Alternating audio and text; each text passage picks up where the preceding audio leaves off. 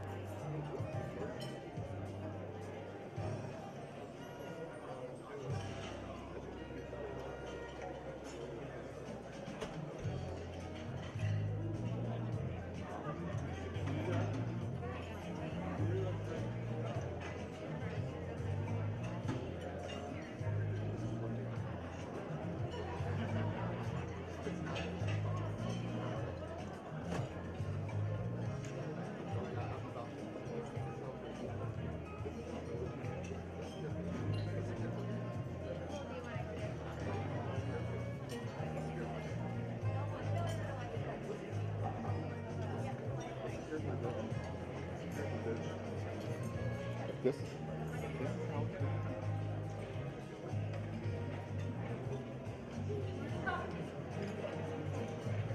how are you gonna have it actually like this?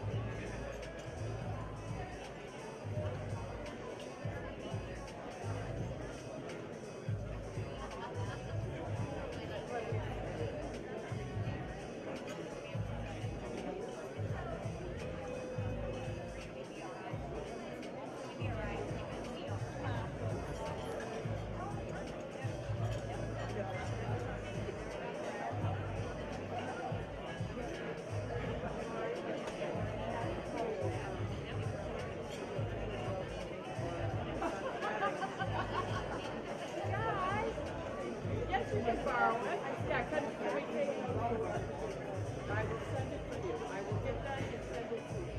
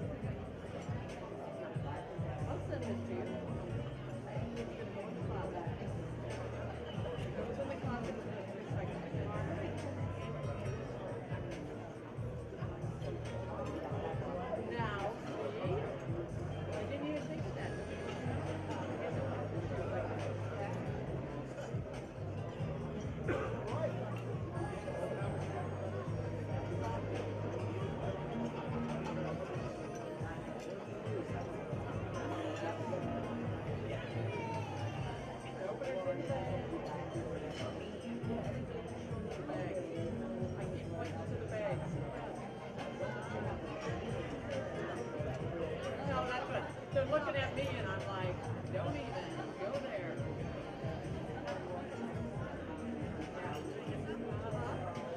And you guys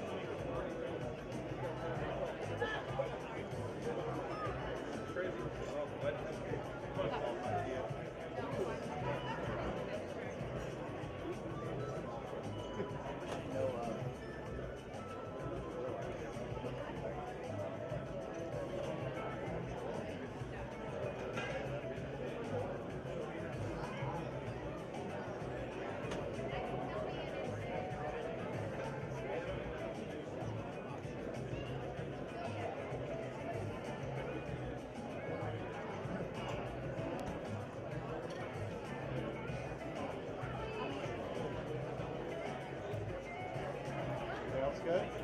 Did I scare you? Yes, you did. I didn't expect you to take this seriously. You're like, your face is like...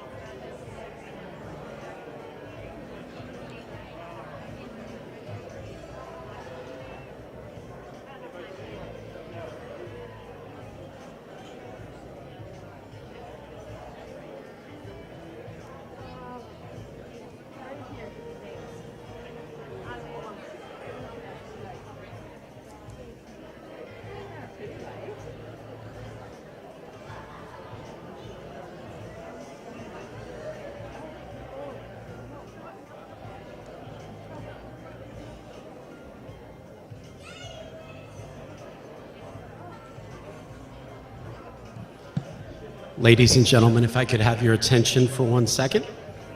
The Hall of Fame induction ceremony will begin in about 5 minutes, so please use this opportunity to take care of any last-minute personal matters. I would also request that before the ceremony begins tonight, if everyone could make sure and put their cell phones on silence, that would be great. And finally, at this time, I would ask that tonight's Hall of Fame inductees come join me up on the stage. Thank you.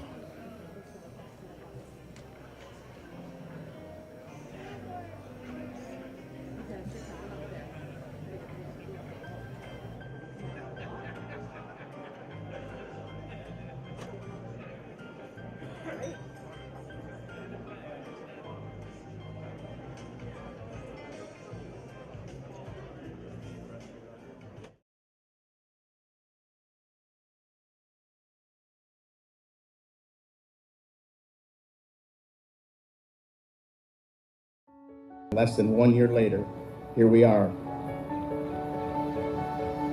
And we've been very busy and believing in this project, giving this association the new chapter. Now this is the final stop for at least the next 20 years.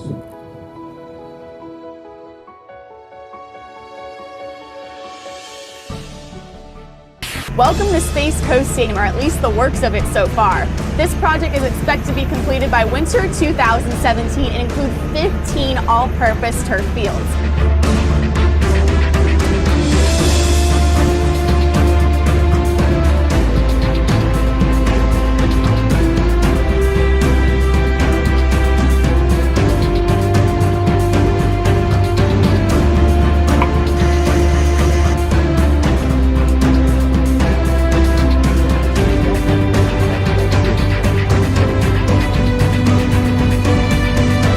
We're just a few months away from the completion of the Space Coast Complex, and as you can see from where I'm standing, this is the Fast Pitch Championship Stadium. The video board behind me is almost complete. It's about to go up. I'm standing right behind home plate. We've got a complete field.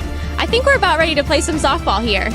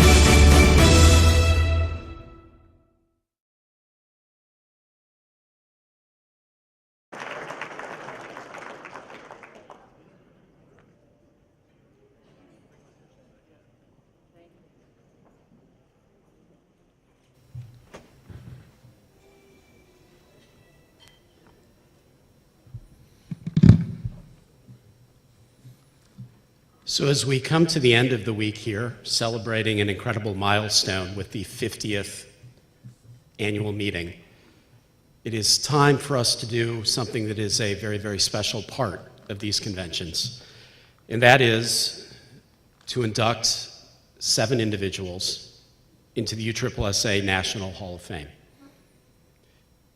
To be nominated, elected, and then inducted into the USSSA National Hall of Fame is the highest honor that can be bestowed on any player, coach, umpire, sponsor, director, or other participant in the USSSA program. It is a rare honor, reserved for few who have impacted the game in the most significant ways. The first USSSA Hall of Fame induction ceremony was conducted in 1979. Tonight will be our 38th class of inductees.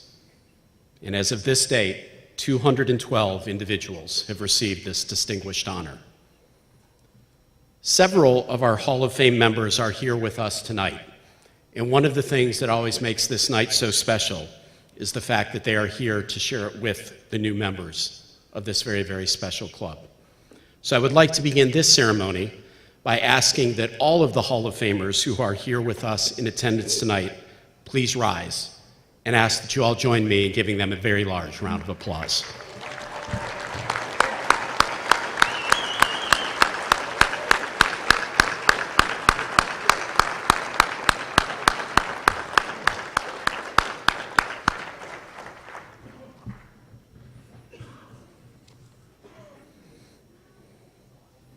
As I said, tonight, 7 more individuals will join this very elite group. Upon their induction, each inductee will be presented a framed certificate, their Hall of Fame ring, and a specially engraved Hall of Fame bat provided by Worlds Sports. We're delighted that Mr. Denny Helmig is here with us tonight to present each of these inductees with their bat. And so now, without further ado, let's get the inductions underway. Our first inductee tonight is in the manufacturer category. He hails from Kannapolis, North Carolina, and he is Mike Cornell.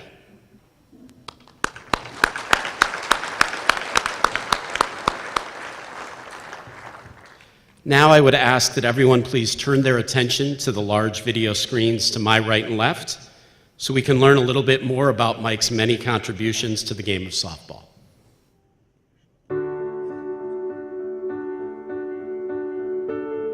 When I was living in Miami, I started playing in a league out on Key Biscayne, and got to meet a lot of the local guys, and then a couple of them got me involved in a law enforcement league. Started playing in probably 4 or 5 leagues, and I was about playing softball every night, and that was while I was in the Coast Guard. So, you know, every night I had off that I wasn't on duty, I would get out to the ballparks anywhere from Hollywood all the way down to South Miami. Well, I've been very fortunate to have been involved with 3 of the top companies in our industry, Worth, Mizuno, and now Wilson D. Marini. And all 3 of those companies have been on the cutting edge of bat technologies, glove technologies, protective equipment. So, you know, from my standpoint, it's kind of like being a kid in a candy store. You know, I've got to see really everybody's best, and it's been a heck of a ride. I can't say I've enjoyed every minute of it. Well, you know, when I started out with Worth, Mike Cunningham, who was our longtime slow pitch promotion manager, he took a baseball role on at the company and kind of asked me to help keep the slow pitch part of it going. And, you know, we had just signed the Dan Smith team and had great players like Carl Rose, Wonder Ricard, Jeff Hall, Greg Harding. I mean, the team was pretty loaded. And, you know, it just seemed like from that moment, while I was a salesman working a territory, I was helping Worth with the slow pitch side of things. And some of my best memories are winning the 2000 USSSA major. That was pretty awesome for a guy only been with the company a couple of years. And, you know, my relationship with great sponsors like Dan Smith, Travis Rismondo, John Riccio, and, you know, I mean, these teams have been synonymous with one thing, winning, and it's been an awesome experience for me. Well, I hope that they look at me as a guy who tried to do it right all the time, you know, try to do it with integrity and honesty, and, you know, leave a legacy, you know, with any of the brands I've worked for, hard work and, you know, dedication and, you know, passion. I think that's, you know, if I can leave the sport with things like that, then, you know, I'll feel like, you know, it's been a job well done.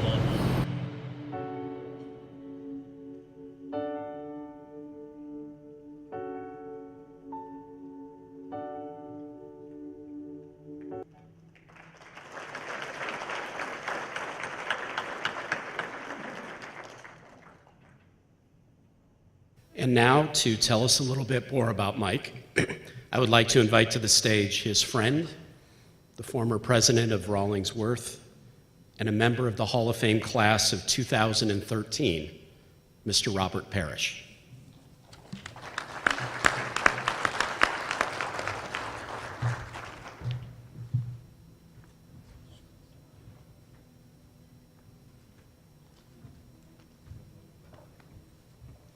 Corny, congratulations. Well, I'm going to start out by just saying what a privilege and an honor it is to be back in an industry that I've spent a lot of my career and life, and it's great to be with people who I really love to be around in an industry I love. Don, it's sure great to see you again. It's been several years, and it's great to see you. As you heard, my name is Robert Parrish. I've been honored to have worked in this industry for most of my life, growing up in the industry, and proud to be a part of being the steward of some of the brands that Mike Cornell mentioned before, including the Worth brand, Mikan, Rawlings, and De Beer. And during that time, you might imagine, I have seen a lot of great professionals, but very few who rise to the character, the professionalism, the dedication, and the passion of Mike Corny Cornell. You've probably heard it said that at the end of the day, when it's all said and done, your reputation really is all you have to leave behind. Did you do the best you could do? Were you good to your wife? Did you represent your company with honor, dignity, and class? And as you apply these qualities to Mike Cornell, the answer is unquestionably yes. Mike joined Worth in 1988, and only really a few people know this, but most of the hiring decisions that we made, even in 1988, when I was actually still in college, I was involved with those. My dad had that confidence in me, and at least had a little bit of a conditioning in terms of the final decision on those. And Mike, I sure made a good one with you, buddy. Mike and I actually came up in Worth together. I learned a ton from Mike. We covered for each other. We had each other's backs. And honestly, and I really only appreciated this later in my career, we were family. Maybe a dysfunctional family at times, but we were family. I've got a lot of stories I could sit up here and tell you, and to save my reputation and yours, Mike, I won't go into a lot of those, but I do want to tell one that, just a short one that really comes to mind, and it goes back to some of what you saw there, the early days of when we, Worth, really were starting to hit our stride in the high-end softball business. I remember I was in sales at that time, and Corny and I were working a tournament together, and we had a couple of the very first ESTs that we had come out with, and the way we did it, we had so few. What we did, we had a couple of bats we'd give out, and we'd take a guy's driver's license or a credit card and said, you can go out and use it, but you're not getting your credit card or your license back until you bring the bat back. Well, at the end of the tournament, this guy brings the bat back, and as I'm handing the bat to the guy, he takes the credit card out of my hand at the same time, and he takes off across the parking lot with the EST bat. And so Courtney and I, we go running after the guy and stop about halfway across the parking lot and says, hey, you know what, that's enough, let him have it. And the EST was born really at that time, and I would like to say that Mike Cornell was one of the early guys that really put Worth on the map into what the company is today. I'd also like to say that, Corny, you probably robbed too many Salesman of the Year awards from me. You know, he has 5 Salesman of the Year awards and still counting, I'm sure. That's so far. So Pat, you take care of him, you watch him. But he's a great salesman, won a lot of awards, and a great person. With Mike, and I'm glad Denise is here because I want you to hear this, there's really, with Mike, no separation between work and family. I'm not sure if I totally recognize that, as I said before, at the time, but I can tell you it's true. And in today's world, especially in today's world of public companies, it's even harder to find. I'll never forget how much it hurt, speaking of family, when in 1993, Mike came in and said, I'm going to take a job with Mizuno. Now, I don't fault him for that because he was very young, he was quite immature, and he was terribly naive. But I can think, honestly, of only about 5 times in my entire career where I've considered to take someone back to our company after he'd left or she had left. And even more rare, I can think of maybe only 1 or 2 times that it really worked out after the person came back. With Mike, he is that rare exception. And with Mike, we did welcome him back, and we were really, really glad to have him. So he returned, and we spent really 25 years together in this industry, side by side, working to really be the best that we could be and to do it in a manner becoming of a professional. And if you want to see a true example of a professional, you don't have to look any further than some of the guys that Mike came up with, like Paul Soucy and Mike Cunningham that he mentioned, Denny Helmig, who I've been blessed to have worked with for a lot of years. Mike, you're among those greats. You really are. And I'll never forget the late nights at the guest house. Some of you know what I'm talking about. In fact, Don, you know what I'm talking about. We've been blessed to have you at the guest house a number of times. I'll never forget the stories that Mike was involved with, the dice games, the BS, the poker, the dice card games.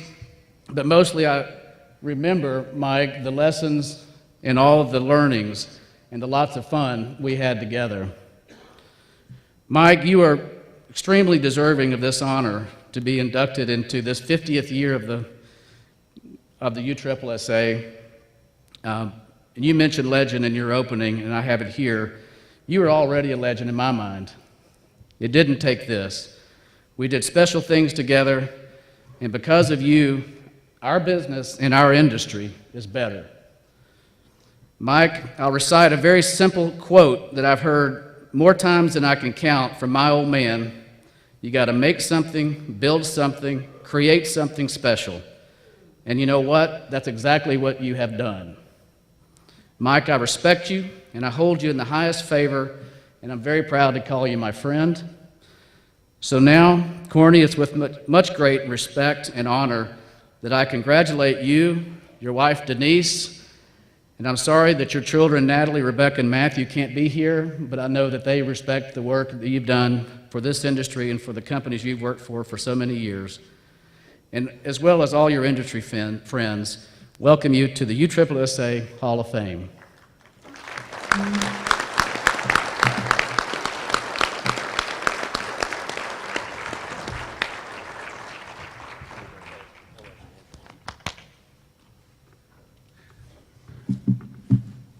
Get the clock out. Well, first of all, congratulations to everybody here. Congratulations to all the recipients before me. I had a speech prepared, but heck, it probably ain't gonna work.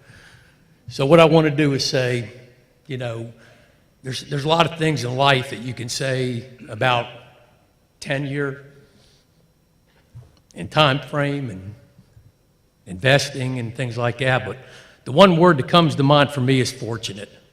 Fortunate to have been involved with such great companies within our industry. Fortunate to have met Don Dionata Sr. and his organization, and fortunate to have been around some of the greatest players in our sport. It's kind of overwhelming when you think about all the people that just stood up in this room. Andy Jr., Travis Rismondo, arguably one of the best sponsors to ever take a team over. And I know I could sit up here all night and thank a million people, but I've been very blessed and fortunate, and to be in this great hall with such great people is it's amazing, and it's humbling. And I want to thank Robert for coming in, taking time with his lovely wife Jennifer. I want to thank Pat Ryan, who's a great boss, a great leader, at Wilson D. Dennis Turner,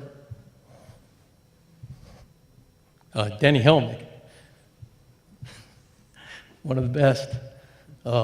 Some of these great players. I mean, like I said, I could be up here all day, but I just want to say thank you, Don. Thanks for everything, and thanks to everybody on the board. And I hope everybody has a great night and a wonderful holiday season. Thank you.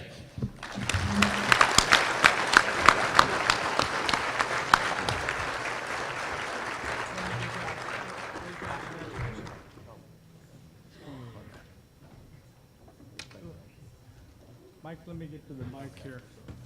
I will read the first certificate. It says, "To whom it may concern, this witnesses that Mike Cornell, upon the nomination of the National Hall of Fame Election Committee and election by the governing body of the United States Specialty Sports Association, is hereby inducted as a member of the United States Specialty Sports Association Hall of Fame. In testimony whereof, the Executive Board of the United States Specialty Sports Association has caused these presents to be signed by the appropriate officials and authorizes this high honor to be recognized forever in the United States Specialty Sports Association Hall of Fame, inducted on the 16th day of November in the year 2017. Congratulations, Mike. Thank you, Danny. I appreciate it. Congratulations.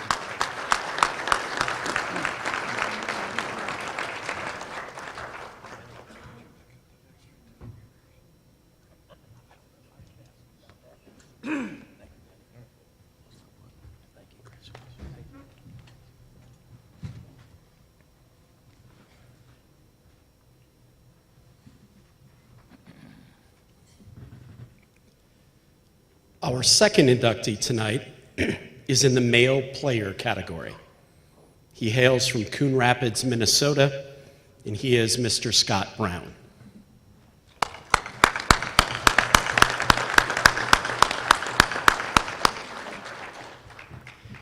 I would again ask that everyone turn their attention to the video screens so we can learn a little bit more about Scott's great softball career from the local fields in Minnesota to the national stage.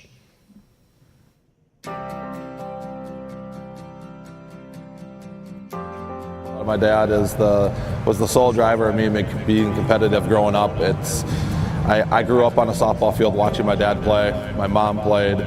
So it seemed like every night of the week and every weekend we were at the ball field. I was able to watch the competitive edge that my parents had and made me want to strive to be better. Going to the Dudley Classic in Minnesota for many, many years, watching all these great and powerful teams play, made me want to strive to maybe have a chance to play on that field someday. And from there, with that drive and that passion and that pursuing my goals, I got to that field, and then from there I wanted more, and from there kind of just took off from there. It was pretty incredible. You have to be athletic. It's a game of power. It's a game of skill defensively. It's a game of chess when it comes down to trying to figure out how you manage a game and what you should do and what you shouldn't do in certain situations. Some of the greatest successes that I had, I remember the 2001 AA World Series was a very, very special World Series to me. Our manager, Pat Stansfield, happened to pass away about 3 weeks prior to that tournament. And I kind of made it my mission to go out that weekend and win that tournament for him. And I was successful in doing that. We won that. Having that focus on what I wanted to accomplish with that particular tournament for him means the world to me. And then, of course, every major that you win is great. The first one is awesome. Being a part of the USSSA family has always been in my blood since I started playing the game. And to be honored like I'm being honored this week is there's no words you can say for it. I'm so grateful, that you're amongst your peers that you played with and played against for so many years, and it means the world to me. It bottled up all in one. You look at all the different sacrifices you have over all the years that you've played to get to the top level, and then to be honored at what you've done. It's the icing on the cake. That fight to try to win a championship, you missed that a little bit. But at the same rate, I'm in such a good place right now where I get to teach and watch my kids play and coach them and do some of the things that way. And I miss it. I'll miss it. You miss the competitive drive and being on that stage, that top stage. But at the same rate, there's good things on, and you can pass off a legacy to my kids.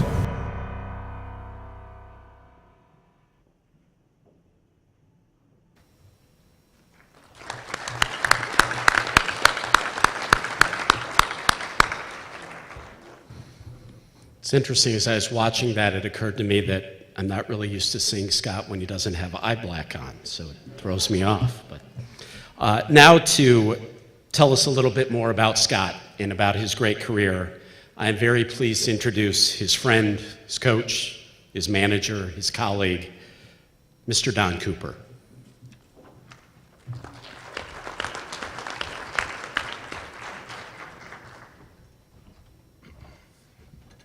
I gotta give a little disclaimer on this, is that I've had the privilege to do this a few times at the state level and the national level, and this one might be a little tough for me because of what he means to me. So if it's a little different direction tonight than you're used to seeing, I apologize up front. So this is the day I met Scott Brown. We were playing each other in a major tournament. I was pitching and he was pitching, and the sun was so bad on the mound, kind of like the lights are here.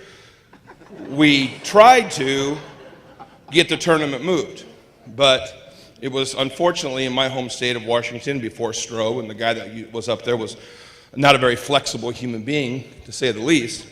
So he said, tough it out and play. So Scotty calls me over and says, hey, I'll make you a deal. I'll talk to my team, you talk to your team, we'll close the middle. I said, okay.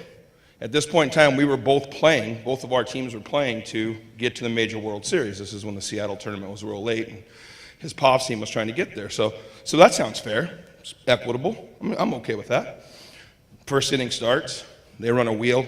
I swear to God, you cannot seam home plate. Scotty comes up for the second time, I throw a pitch, and the next thing I know, it just hits me.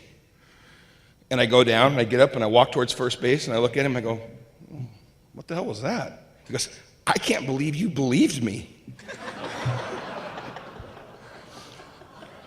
And I just kind of stood there and looked at him and said, okay, so we get him out, and I come up, and we got a wheel running, and I'm going to get even. And he looks at me and kind of smiles, and I commenced hitting a 57 hopper to him that he almost turned a triple play on. And I think they just didn't call me out at first because it was my home state. So that was my opening to Scott Brown. And a couple years went by, and I don't know if I ever said another word to Scott. And we were in Minnesota, and he had started running home run derbies and running parts of POVs events up there for the major, for the Dudley. And we started talking about a business that I had started, and he goes, God, I really think I could help you. Why don't I come on board? And in the back of my mind, I kept thinking, God, this is the P-R-I-C-K that drilled me for no apparent reason other than he didn't think I'd believe him. Where you heard Mr. Perry say he had really good hiring skills and background. I didn't so much, obviously, at that time because I hired him. And it was literally, I would say, in all the years of my business career, the best decision I ever made. When he came on, he was a guy that ran tournaments. He didn't have a lot of direction in his life, to say the least. It was softball, beer, softball.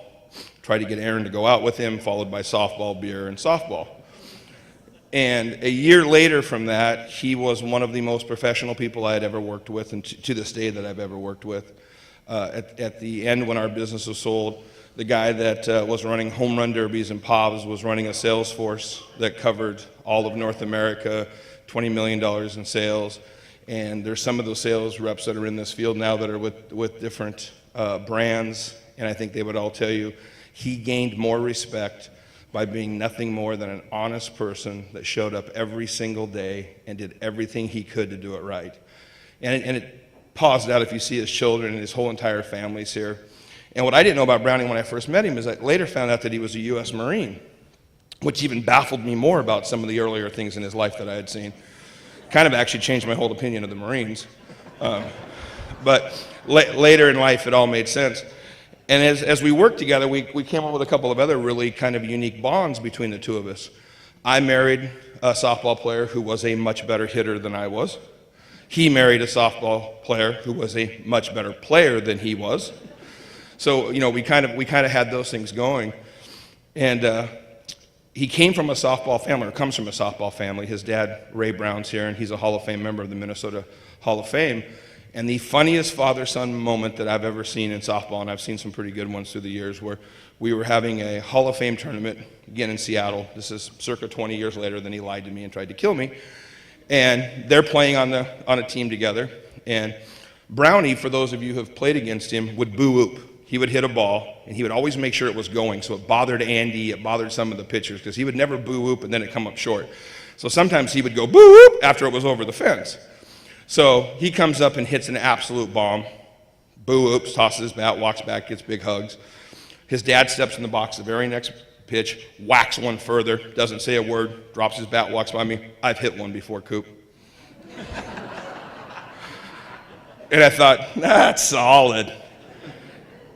It's as most of us will know in this room when you look around, it's a family. And it's a family that, you know, is grown, where the pride have come in and fast pitches come into USSSA and basketball and golf.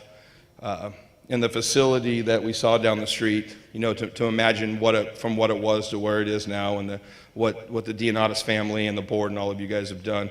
But I think Brownie's a perfect person to go in on the 50th anniversary, because there's nobody I've ever known that epitomizes family and extended family more than Scott. I've had a lot of friends. I think all of us in this room have had a lot of friends. You maybe in your life have that one friend that you know, no matter what, no matter where you're at, no matter what's going on, good, bad, or below, they're always there. And the interesting thing about Scott is, it's hard to be that friend, I think, as all of you know. It's hard to have that one person in your life because it consumes you. He's the only person in all these years I've ever met that I know 8 or 10 people that say the same thing. He's my guy. He's my one guy, no matter what, is always there for me. And it's amazed me, because I pride myself on trying to be a good friend and a loyal friend. And you run out of hours in the day, and you run out of things, and sometimes you, gosh sakes, I didn't call them on their birthday, or I didn't call them on Christmas, or I didn't do this. He always does.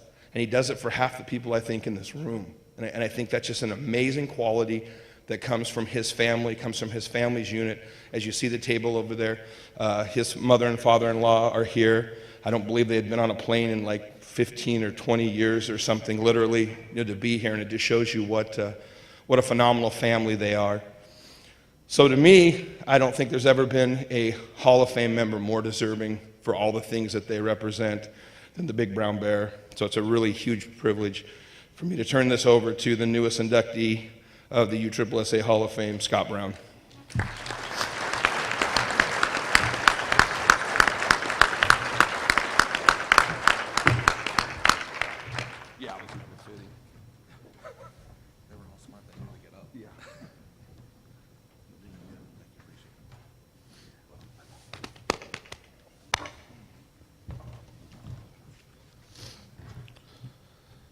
Thank you, Coop.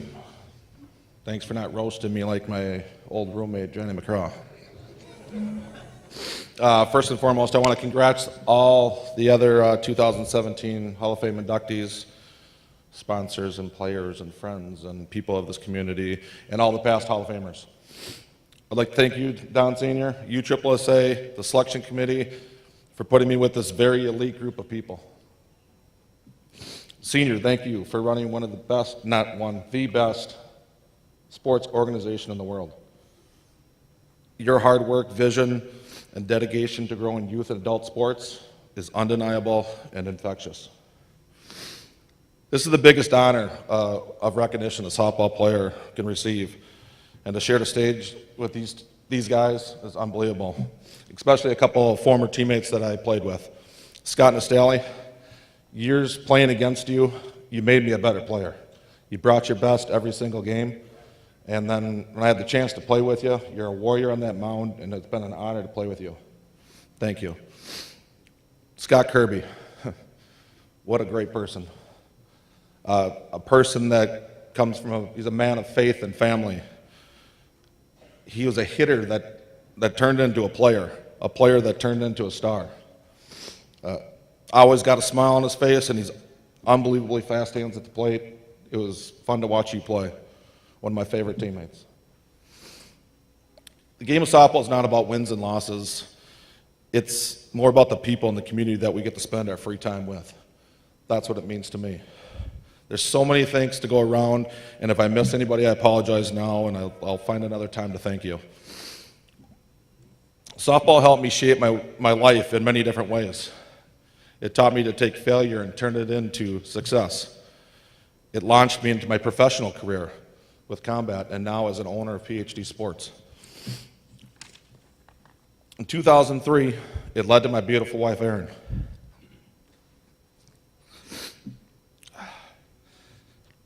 Thank you.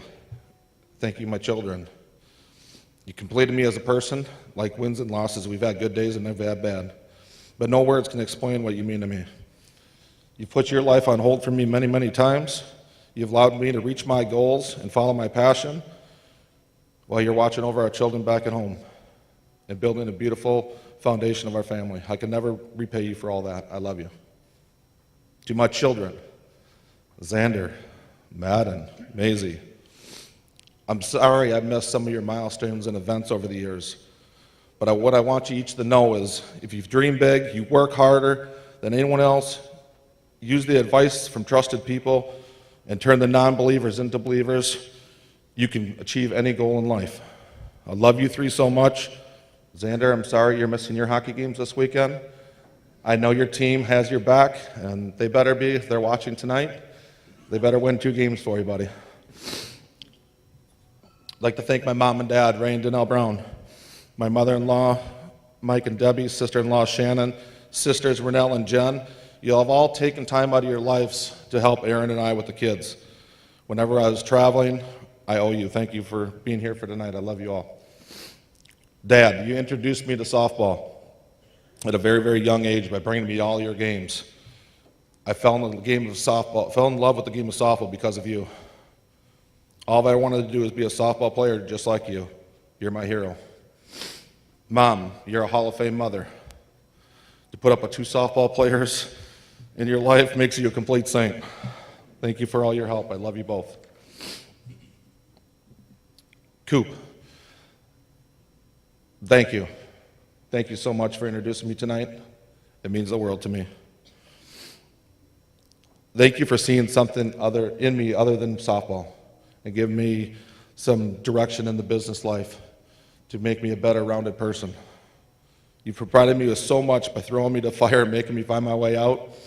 You've made me believe in myself so much. You're more than a boss, you're more than a colleague, you're more than a teammate, you're family. It's funny you touched on that because you are. You're my family. I love you, brother.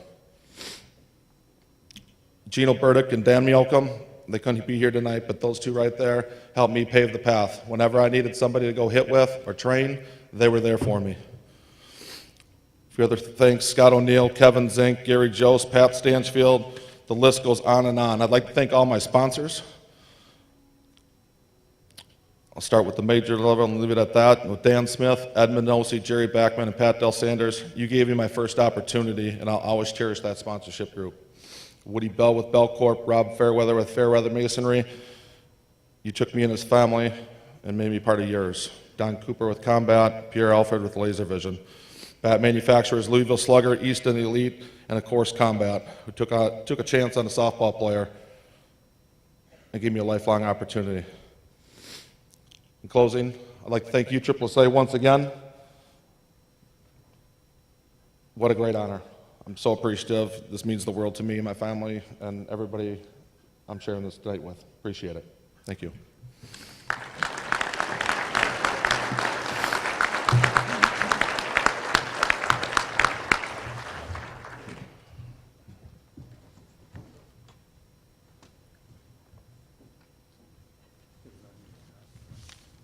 Congratulations, Scott. It's been a privilege watching you play over these years, and welcome to the Hall of Fame. Thank you, Daniel. I appreciate it. Thank you.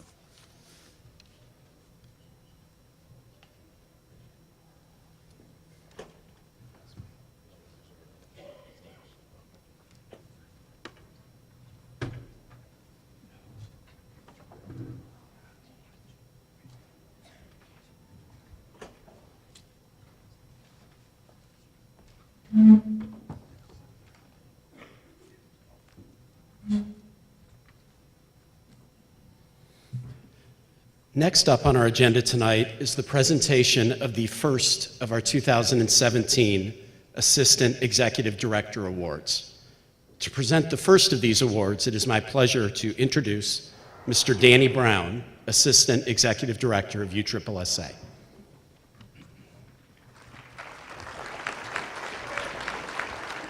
Thank you. It's nice. Maybe we'll make this the Brown Show tonight. Robert, I want to thank you first before I get started for being a guest at the Carriage House.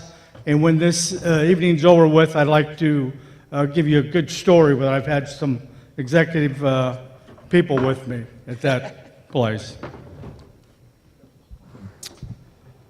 We as board members and or administrators of USSSA talk about and preach teamwork. Easily said, easy to agree to, but not always easy to implement. To review, there are a few ingredients to teamwork. Usually there are two or more people, individuals, who must establish a goal or goals. Patience very much.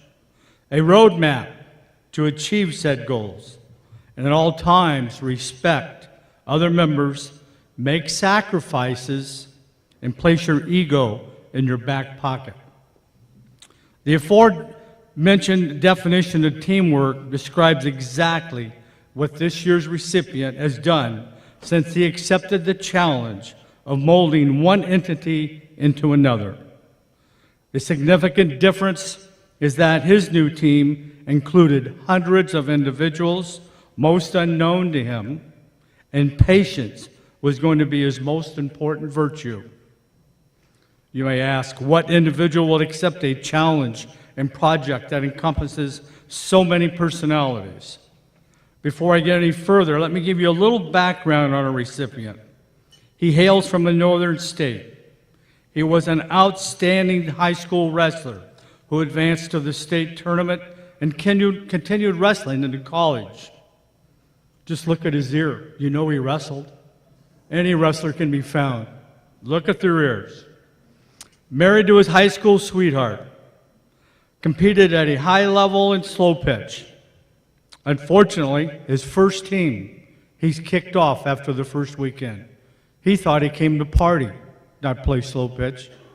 Well, after realizing what really you needed to do to play at that level, to make the commitment, he was accepted back on that team. He changed his ways and was back again for years to come. A salesman by trade, a tool he would use later in his softball career.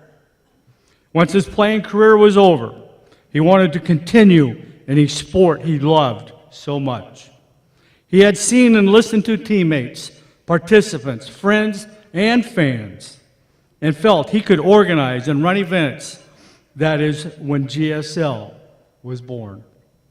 Within a few short years, the local organization had become a powerhouse statewide, and growth had been achieved regionally. How did he do it? He listened to the teams. He adopted rules that teams wanted. He was visible to the teams.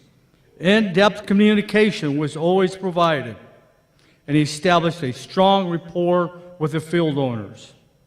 All strong attributes of a successful state director, regional director, area director. In the end, or the beginning, as I say, GSL and USSSA became united to provide the teams, directors, and umpires an option, not regionally, but nationally, all under one roof. Most importantly, the identities were both to be separate. Remember the teamwork I discussed earlier.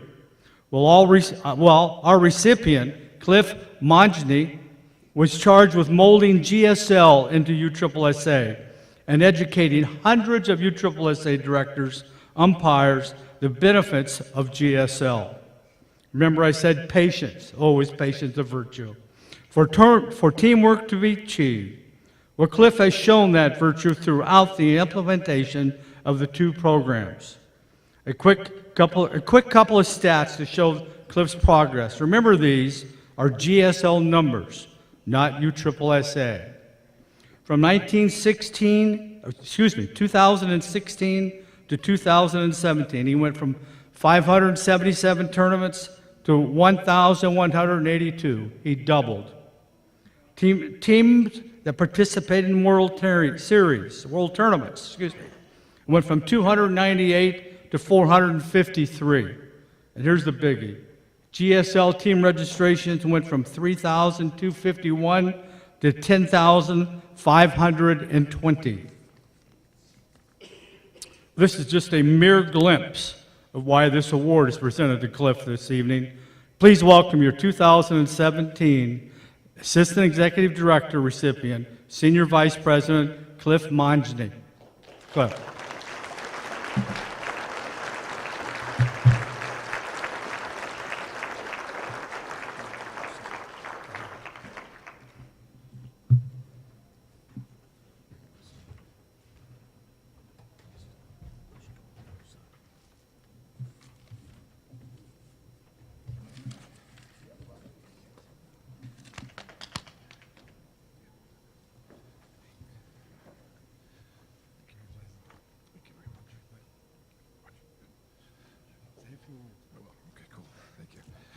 Oh, good Lord, thank you. Was not expecting this, and I just want to say the last 3 years have been just a really emotional run, exciting, sad. So many great things have happened by joining, our family with the USSSA family, and the future's so bright for both, and I'm just very excited, and I thank Don for everything. The first time we walked in, and I had never seen the USSSA offices, I was just starstruck and just so excited. Each day just keeps getting better and better. And Ryan Wegman, I don't know where you're at, but thank you for everything you've done. My GSL table, everybody within the USSSA, I thank you from the bottom of my heart. Danny, Kevin, everybody. I have no idea what to say, but I just thank everybody. Thank you. Unbelievable. Thank you.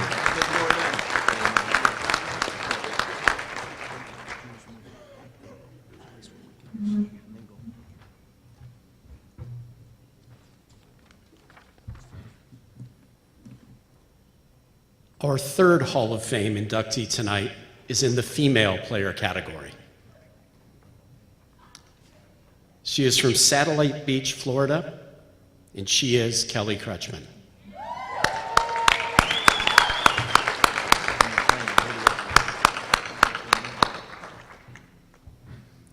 Now, please turn your attention to the video screen so we can learn a little bit more about Kelly's incredible softball career from the University of Alabama to the United States Olympic team to the USSSA Pride.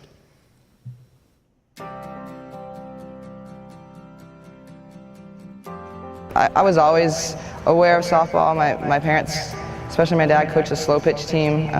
As I was little, growing up, I was 10 in New York. I remember running around the outfield and trying to catch these big softballs, and they were white, and just running around with all of those girls on my dad's slow pitch team. So I've been around softball and knew what it was about, but as far as fast pitch wise, that was kind of an introduction at that time for me. Well, at that time, the ball was bigger, so to me it was a whole lot easier, going from the little white ball to the bigger white ball. And yes, I did play with a white ball when I first started playing fast pitch. And after that, just how fast-paced it was. 7 innings. The pitches were coming quicker. The field was shorter. The fences were closer. So the game kind of became a little bit easier to me. And I loved how fast-paced it started to become. Growing up playing it, I never really thought about playing in college or playing on the Olympic team or playing in the pro league. I played so many other sports. I played soccer, I played basketball, I played volleyball, and I kind of almost wanted to go to play soccer or basketball in college. I never really thought about softball. I wasn't on TV very much at that time. And then the '96 Olympics happened, and I always wanted to be an Olympian. I didn't really care in what sport. I had an American flag behind my bed growing up as a little kid. Even through high school, it was still behind my bed. And then once I saw that softball was in the Olympics, it kind of woke me up to the sport even more. Without USSSA, I wouldn't still be playing. The Pro League has been struggling from time to time about keeping the consistency, and once Don and USSSA took over the Pride, it raised the level of the Pro League, and it's given me an avenue to continue to play. Once I met with him and talked with him about taking over the Pride and what he was going to bring to this pro league, I can't thank USSSA enough for everything that they've helped my career continue to be able to do. The fact that I'm still playing, this will be my 13th year playing in the pro league. It's pretty amazing to think about that it's been around that long, one, and that we've continued to grow. But we wouldn't be where we are. I wouldn't still be playing if it wasn't for USSSA. Everyone wants to talk about stats and averages and home runs, and my number one thing is that I want people to say that when they watch me play, that they can see the passion and the love that I have for the game. Just every single day, I love putting on my uniform. I love stepping out on the field with my teammates, and I want people to say that I was a great teammate, one of the best teammates they've ever played with. That to me is the most important thing, that I played the game with passion and love, and that I was a really phenomenal teammate.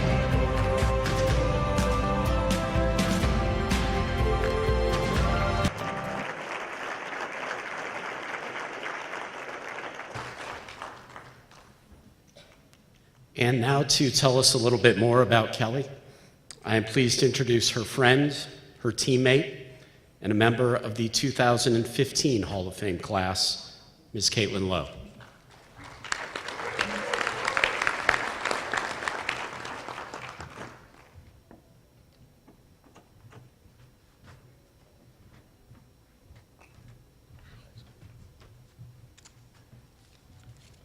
Hello. You have to follow Brown Bear, so that's tough to follow. Thank you so much to Dawn and U-Trip for having me back, although it kind of wasn't your choice. She got to pick me, so thank you, Kelly, for having me back. As you saw in the video, Kelly started off as a monster athlete, not just in softball, but in every other sport, and I can remember one of the first stories that Sue told me when we were doing camps and clinics. Kelly, I think, was in high school at the time, and she had a playoff soccer game and a basketball game in the same day in high school. And a normal person would, choose maybe the playoff soccer game is a little more important than the regular season basketball game. But not Kelly, and that's not what Ken and Sue's daughter was. That's not what she did. So she finished her playoff soccer game, and there was a helicopter there to then take her to the regular season basketball game, just so that Kelly could compete in the basketball game. That's kind of how she rolled. And to me, that kind of seems like a violation of some sport, but Kelly's kind of old, so there were no rules back then. Just kidding. Those are the years I like to refer to as the mullet years for obvious reasons, as we saw in the video. So I was telling Kelly on the way out here, I was on the airplane, looking at her list of accomplishments because, I was like, well, I have to list some. It just went on and on and on and on. And I told her last night, I was like, I can't list all of these. It's so annoying. Everything that you've done, it's just unbelievable. And then my good friend Megan says, well, she's played 30 years, She should have quite a few of those racked up. But I'm going to hit the Cliff Notes version of the accomplishments right now. 3-time NPF Player of the Year, which is just silly if you've been in the NPF or if you've seen a game or seen a full season. It's ridiculous. That's a really hard thing to do, and Kelly's done it 3 times. Triple Crown winner, gold medal in 2004, silver medal in 2008, 4-time All-American at the University of Alabama, Roll Tide. Little did you know, though, that Kelly actually came into Alabama as a shortstop, and then she made 25 errors her freshman season, found her way to the outfield really quickly because she could hit. So I'm really glad that you did, though. You've been one of my favorite outfielders to play with. You have quite literally done it all. One of the most feared, if not the most feared hitters in the game. And she'll also drop a bunt and steal a base just to be annoying because she can. But underneath the game face, underneath all of the eye black, the tattoos, the Evo shields, the jewelry, I'm just glad we're out of the puka shell necklace phase because it was really hard to be your friend during that time. But truly, underneath that all is the Kelly Kretchman that I know. the Kelly Kretchman with the biggest heart, and that's how I see you, just like the end of the video. I see you play the game with such passion and such joy. You really are a little kid just out there playing the game that you love. That passion is contagious, and I'm just so glad that not only did you pass that on to my generation, but you are continuing to pass it on to the girls that play with the Pride now. It makes me so happy, and that's the first time I've actually seen the facility, but it makes me so happy that you've been on this roller coaster that is fast pitch softball and the professional league. But you're getting to play now in a stadium that Dawn built for you, built for the Pride, and that's so cool for me to see you see the state of the game. And so when I asked her, I said, so who did you invite tonight? You know, like this is kind of a big deal. And as always, Kelly is super humble. She pretty much didn't tell anyone that she was getting inducted into the Hall of Fame. So I texted a good friend of ours, and he had a little message for you. So I just wanted to play it on the video board. If we could cue the video, please. Kelly, it's Murph and my buddy Big Al here. We just wanted to say congrats on the Hall of Fame honor. Unbelievable. I know you definitely deserve it. I'm sure you've had a hell of a great night so far, but your friend and my friend, Caitlin Lowe, sent me a note that said you were being super humble about this and not telling anyone, which is true because I didn't know about it. But since you have a great teammate and a great friend in Caitlin, I was glad to do this. I'm super proud of you. I keep telling all the recruits again that the house that Kelly built is the Rhodes house. And we couldn't be more proud of you. Hope you have a great night. Tell Mom and Dad I said hi. And of course, roll Tide.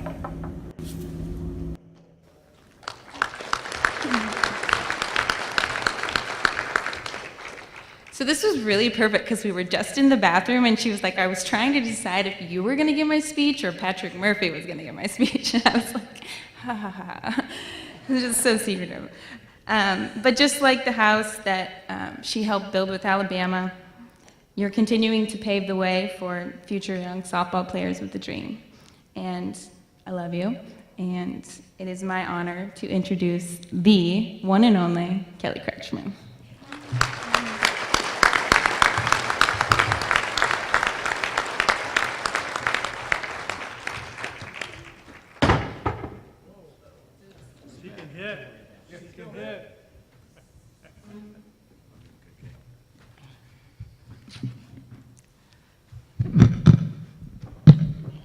Gotta wear heels to be taller than me, I see it.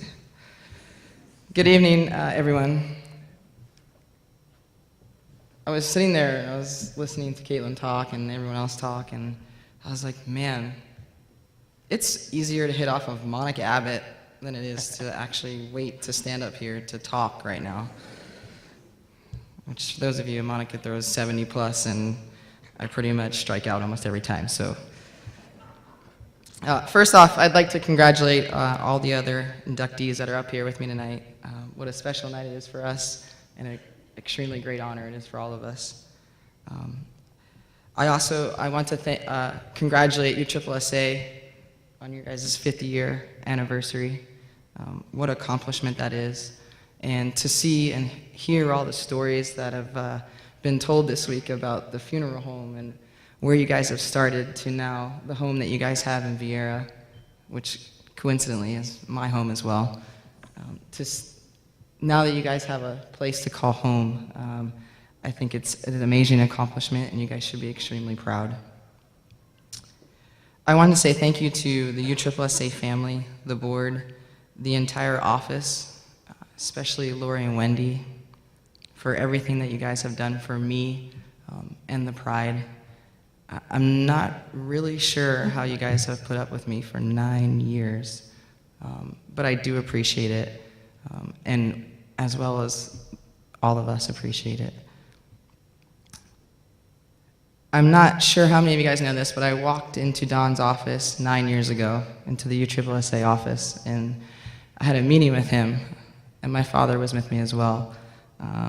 And I pretty much told him that he needed to have a pro team. And he kind of looked at me like, why? And throughout the conversation, I pretty much told him how the pro league was going and how we really weren't treated like professional athletes. We were forced to have other jobs. Sometimes we get paid, as Megan knows, sometimes we get paid. And we just weren't treated like we should have been treated. Immediately, before I could finish talking, he was sold. He was like, I'm having a team, you're gonna be treated the way you need to be treated, and that's it.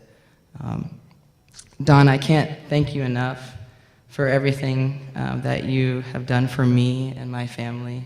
You treated me like a daughter the entire time I've been here, and I'm so appreciative of it. Without you and USSSA taking over the Pride, I wouldn't still be able to continue the thing that I love to do the most, and that's play the game of softball. I know my teammates are always continuously thank you for everything that you do for us, and I know I truly appreciate everything that you've done. For many years, I was fortunate enough to play with one of the best softball players I consider ever. Caitlin, I thank you so much for being here tonight.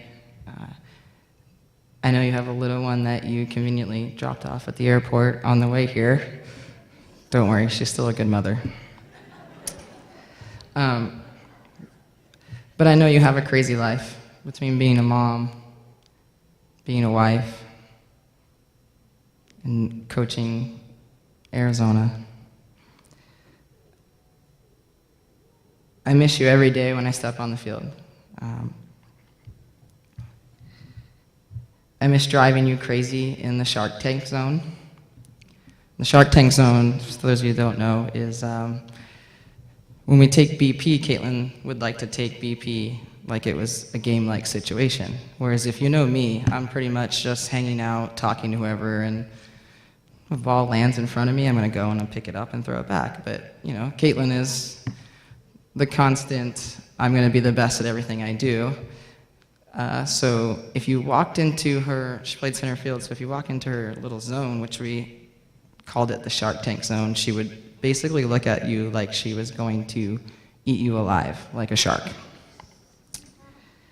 I wish that everyone had the same opportunity that I had to play with you, to learn from you, to watch you take every single ball, whether it was practice or in a game or BP, like it was going to be your last. It's probably the one thing that I do a terrible job of, is showing those girls how it should be done the right way all the time.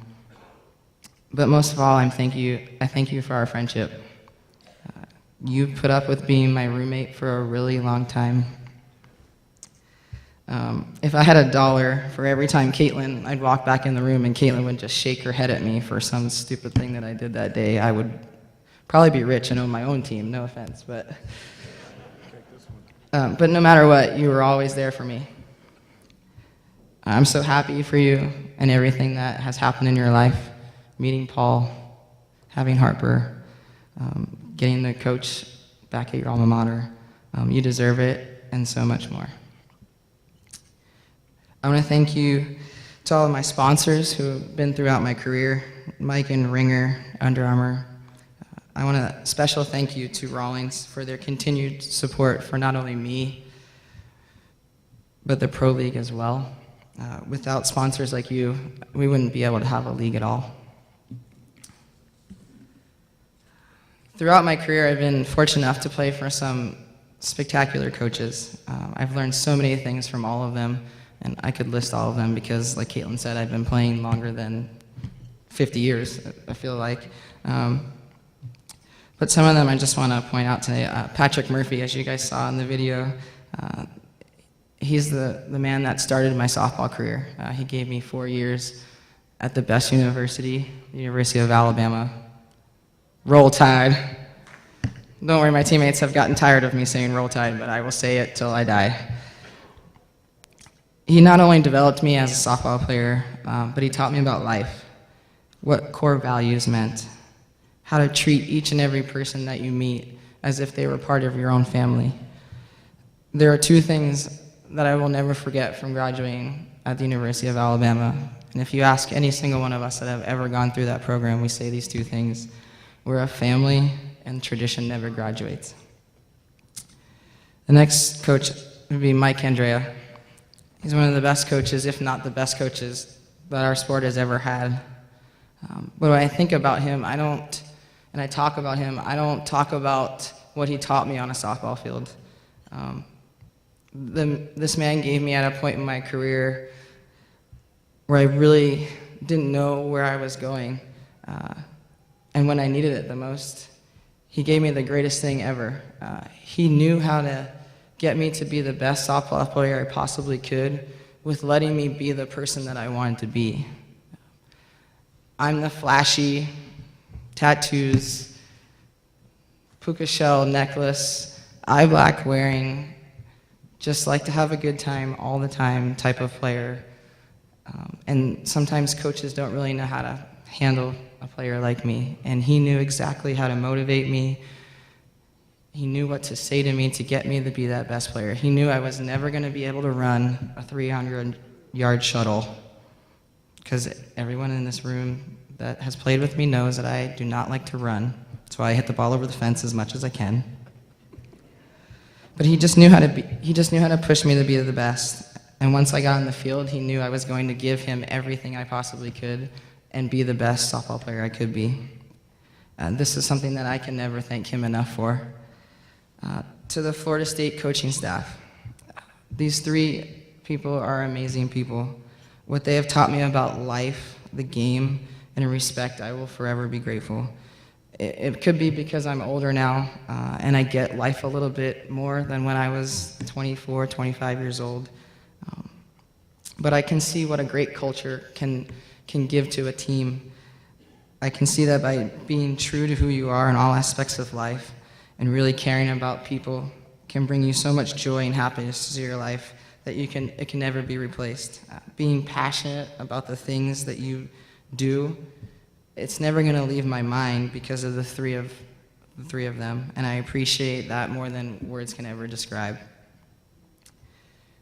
Never in my wildest dreams did I ever think I was going to be up here. I've played this game for a long time, and I can honestly say that I've loved every single minute of it. If you know me at all, I don't care about awards. I don't care about the honors. I hate doing interviews. It's just not my thing. It's not why I play the game. I 100% am truly passionate about playing the game of softball, and the love that I have for this sport is more than I can describe. The sport's giving me so much more than I can have ever imagined. The places that I have gotten to go, the things that I have been able to experience have been truly amazing. People ask me three questions for the most part all the time. Why am I still playing? How are you still playing? And my favorite question of all is, how long are you going to play for? The why would be just because I honestly love the game of softball. And I get to do it for a living. Why would I not play and continue to play? The how is, I've just figured out how to take care of myself, and I have been extremely fortunate to not have any, knock on wood, serious injuries to continue to play. It helps when you have a great trainer like we do in Sonia. So Sonia, thank you. But the how, well, I figure, the how long, this one always makes me laugh, because to me, I don't know how you can put a number on how long you're going to play for. In my mind, I want to play as long as I possibly can. When I'm done, I want to be done because I literally have to be in a wheelchair going on and off the field. I hope you can pay me that for that long.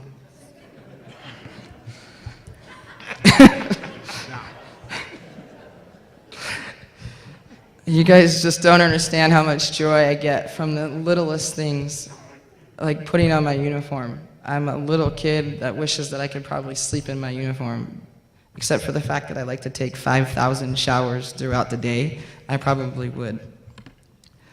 But most importantly, I still play because of these women sitting over here.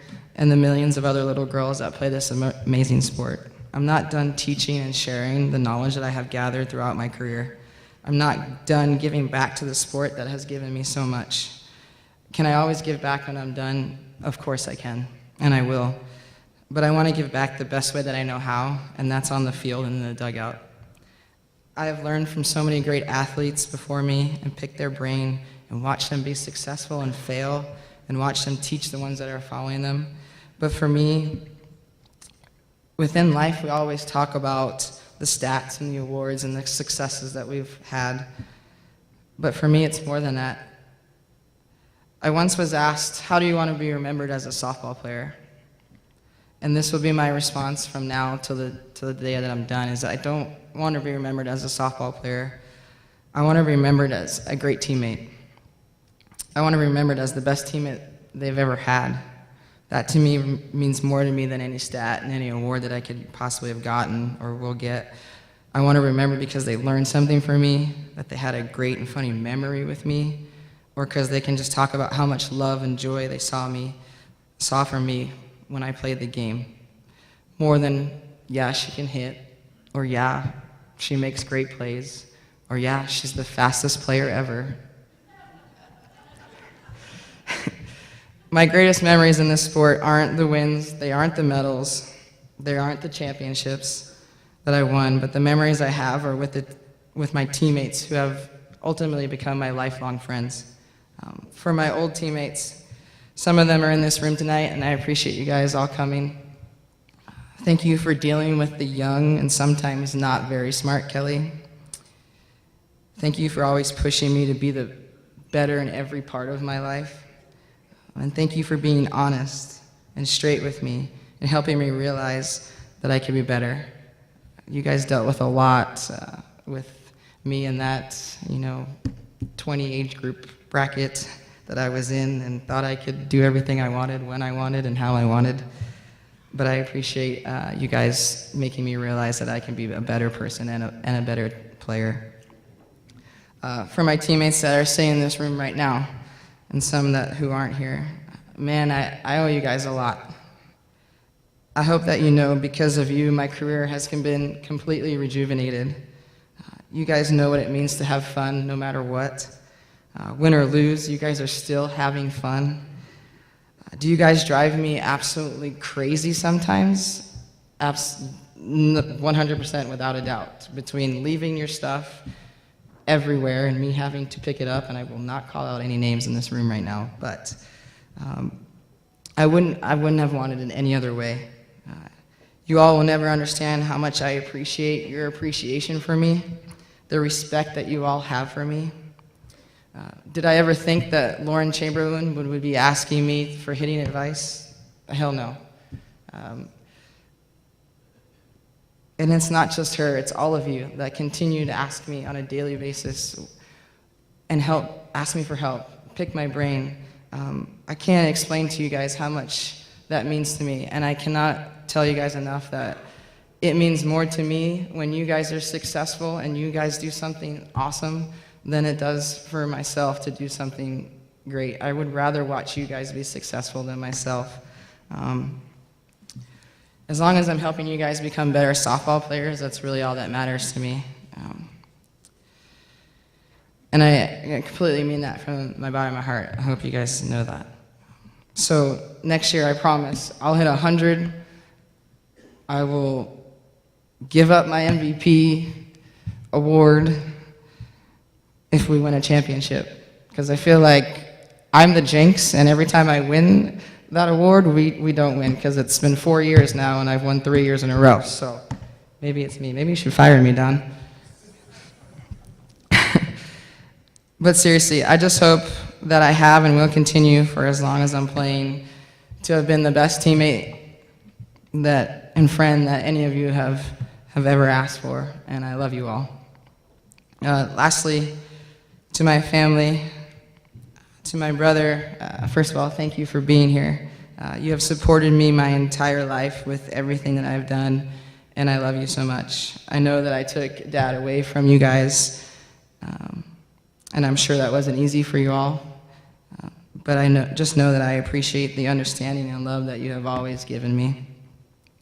Not to mention all the dents that I have in my head because of you tackling me into doorknobs all those years and telling me that I couldn't cry and telling me to shush because we were going to get in trouble and we weren't able to play anymore. So for all of you in this room that are wondering why I'm a little lost sometimes, you can blame him for that. Mom and Dad, which their names are Sue and Ken, by the way, because my entire life they've been called Kelly's parents, and I think that they don't think they have names anymore. But no matter what, I can't thank you guys enough for everything that you have done for me and continue to do for me. No matter what, you have both loved and supported me so much that a child couldn't have asked for better parents. Your willingness to always put me first no matter what, I can't thank you enough for. If it wasn't for you, I wouldn't have been able to do what I love to do through all these years. It means the world to me how much you have done for me. Thank you for always taking care of Ribby, Slugger, Boots. Those are my dogs, by the way. All these years and many more years to come. I love you both so much, and I hope that I have made you all proud of the woman that I am today. I am who I am today because of both of you. We always stick together, and I couldn't have asked for two greater people to look up to and to be able to call my parents. I love you. In closing, I felt like I should be like a philosopher or something, so I'm going to leave you guys with a quote. And I like to ramble, so this is just going to continue to me. And I heard I have to beat 45 minutes of what happened last year. But legacies are not the result of wishful thinking. They are the results of determined doing. The legacy you leave is the life you lead. We live our lives daily. We leave our legacy daily.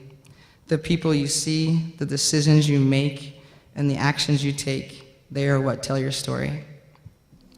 And thank you guys again. I'm incredibly honored to be here and to be inducted into the USSSA Hall of Fame.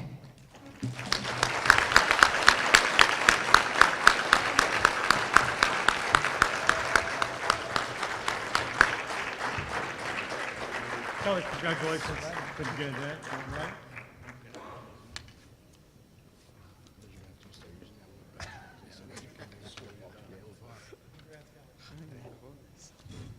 Thank you.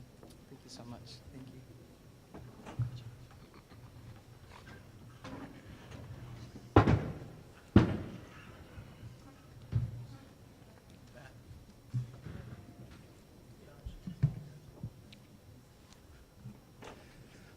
Our fourth inductee tonight is in the male player category. He hails from Destin, Florida, and he is Mr. Scott Kirby.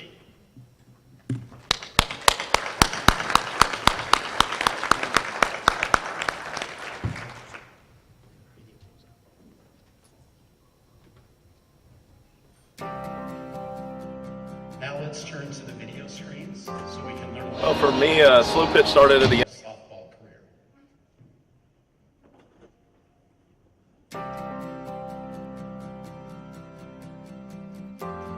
Well, for me, slow pitch started at a young age watching my dad play. He played B, USSSA B, matter of fact.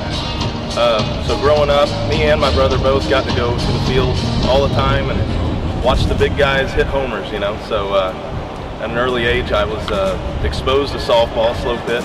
Well, coming out of baseball and being a part of any team sport, you get to be a part of a team and be around the guys. And I think that, you know, all of us that continue to play, I mean, I'm turned 40 this year and continue to play into our 40s. I mean, it's something that we all miss. We all miss the camaraderie, the competition. And when I did get into the upper level softball program, I really found this competition that I really had never experienced. It was just above anything that I'd ever experienced. Just the, you know, obviously the championships. In 2005, I won the USSSA B with our team, Kirby Investments. It was awesome. It was, you know, unbelievable experience. And then in 08, 12, and 15, won the UTRIP Major. The major is everything. You know, it'd be hard to go back and win, you know, an A or a double A. Even those are awesome. to win the major is being a part of something special. The time and effort, the money that's involved to make a team that can actually win the UTRIP major it's hard to do. One thing I'll miss the most is just being around the guys and the competition and the preparation, really everything that goes into it. The opportunities. Brett has given me great opportunities with Easton.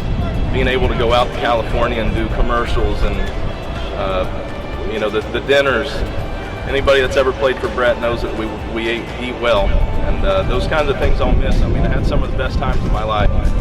The convention last year and called me and said congrats. I was like, for what, man? He said, you're getting inducted next year. I said, man, it was crazy. I called everybody, and it's something I never expected, and to get it is it's something that I'll cherish, man. It's awesome.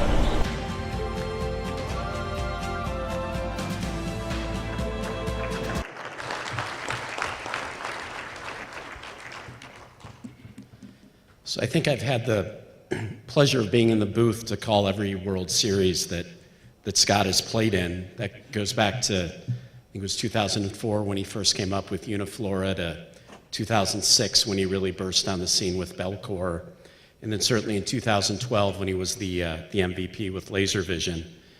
And there's been a teammate that has been in the dugout with Scott, I think, every year since those Belcor days. And he is with us here tonight to tell us a little bit more about Scott. So it is my pleasure to introduce his longtime teammate and a member of the USSSA Hall of Fame class of 2009, Mr. Brett Helmer.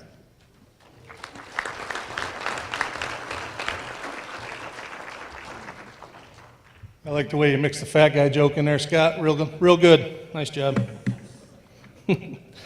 First of all, I wanted to take a second to congratulate all the other inductees.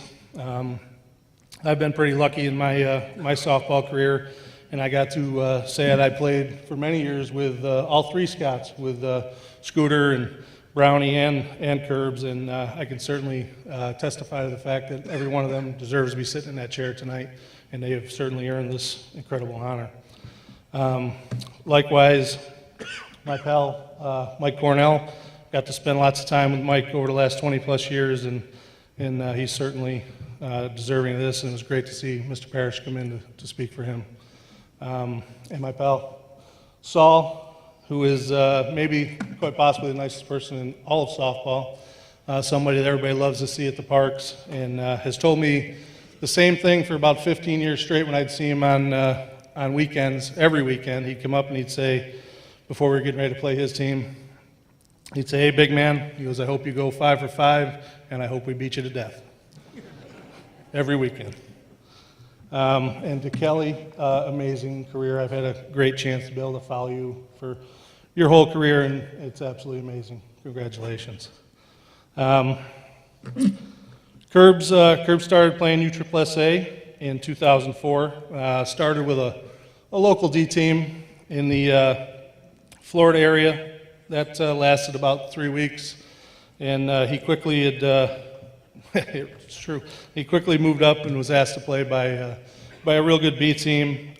He had the privilege in his very first year, which is something that's pretty rare for us. He got to play in the Smoky Mountain Classic his very first year, and he was 9 for 12 with 9 home runs. If everybody knows the Smoky, it's pretty much our best regular season event, and we all certainly love to go there.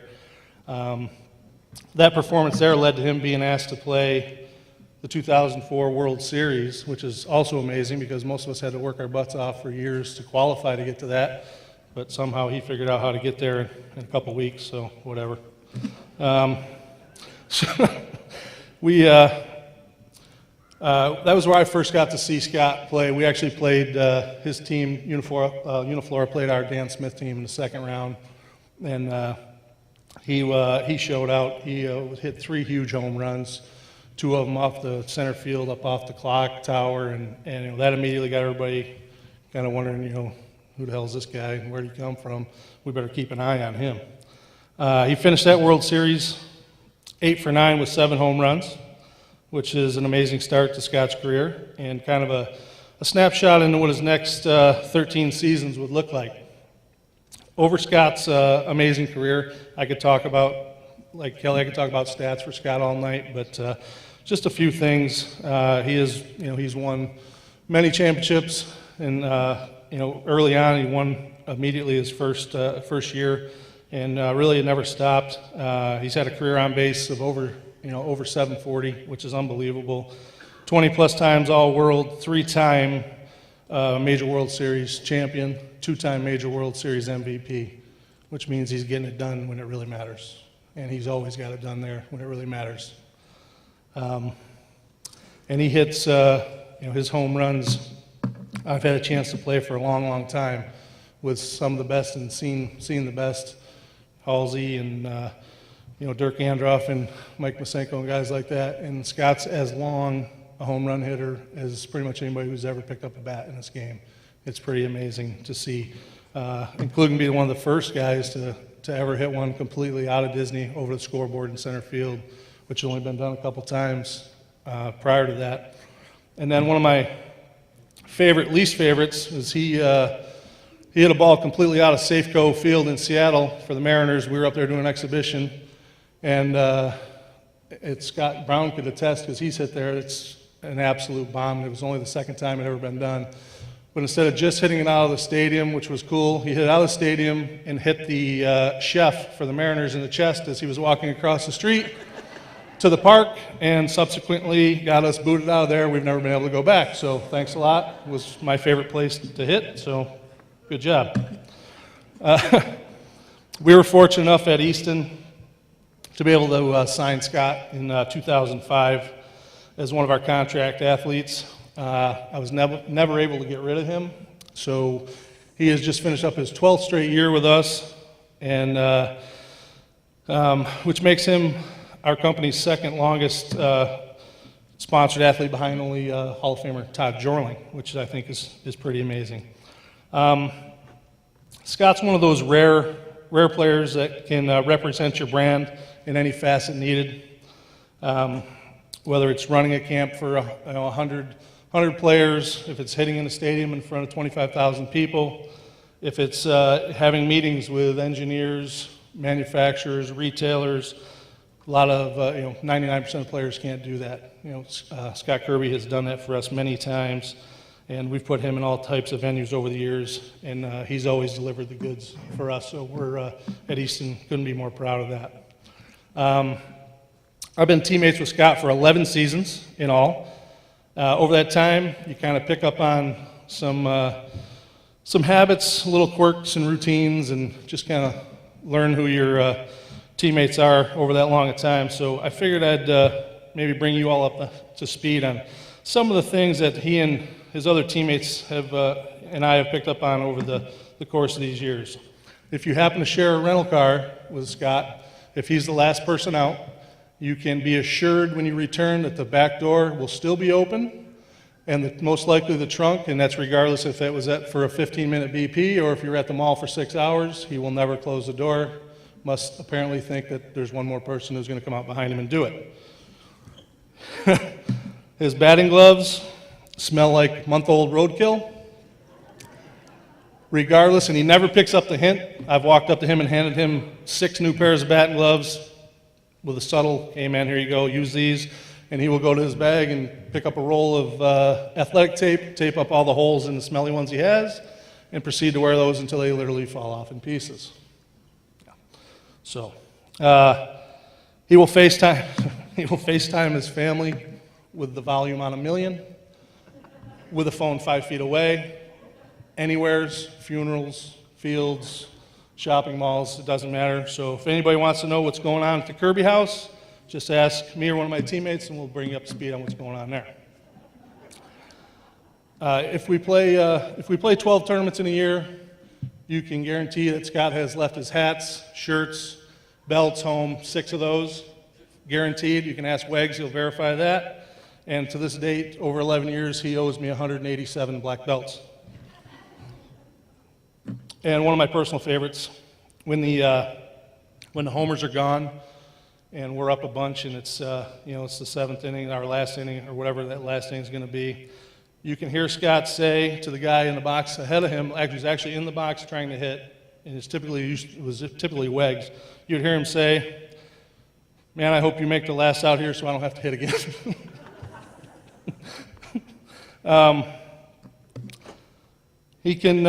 He also has this weird ability. He's missed his calling. He should have done some kind of music Jeopardy. He can name you every song that's ever been made from 1980 to 2010, tell you who sang it, every member of the band, and the album name, and generally actually sing it and actually sound pretty good, which I don't know where that came from. Probably you, Coach? Yeah, that's what I figured. He also has a great sense of humor. We were in Dallas a couple years ago, me, him, Wegs, Travis, a couple of us, and we went out to dinner at a hibachi, and the chef is cooking, and he thinks it's time he's going to toss a cooked shrimp up to everybody, so everybody's supposed to catch it in their mouth. So he's going around the table, and no one's catching this thing, and he gets to Curbs, he flips this thing up in the air, and Curbs stands up and slaps the hell out of this thing, and it goes right flying by and hits the chef in the chest, and he gives him the best Dikembe Mutombo, "No, no, no," and sits back down, which we all thought was pretty funny. But like I said, all in all, it's been an unbelievable pleasure to share the field we just got, watch you represent your teammates, your sponsors, your family, with a true professional every single time out. It's been amazing, and I've enjoyed it. And certainly for me to be able to share this highest honor with you tonight is amazing. So with that, ladies and gentlemen, I give you the newest member of the USSSA Hall of Fame, Mr. Scott Kirby.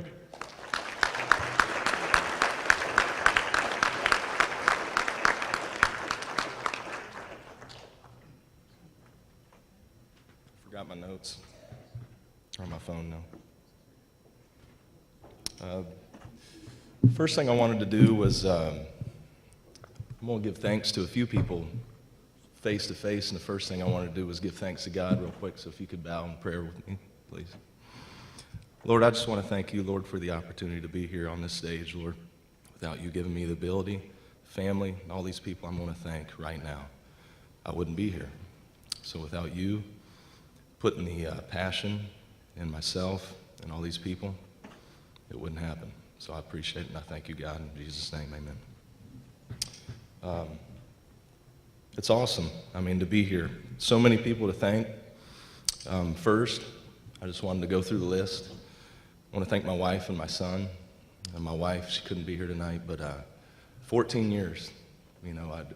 Anybody that's a wife of a softball player will know this. It's not easy. We're gone a lot. It's not just when we're on the tournaments, and anybody that plays competitive, we know. You're in this.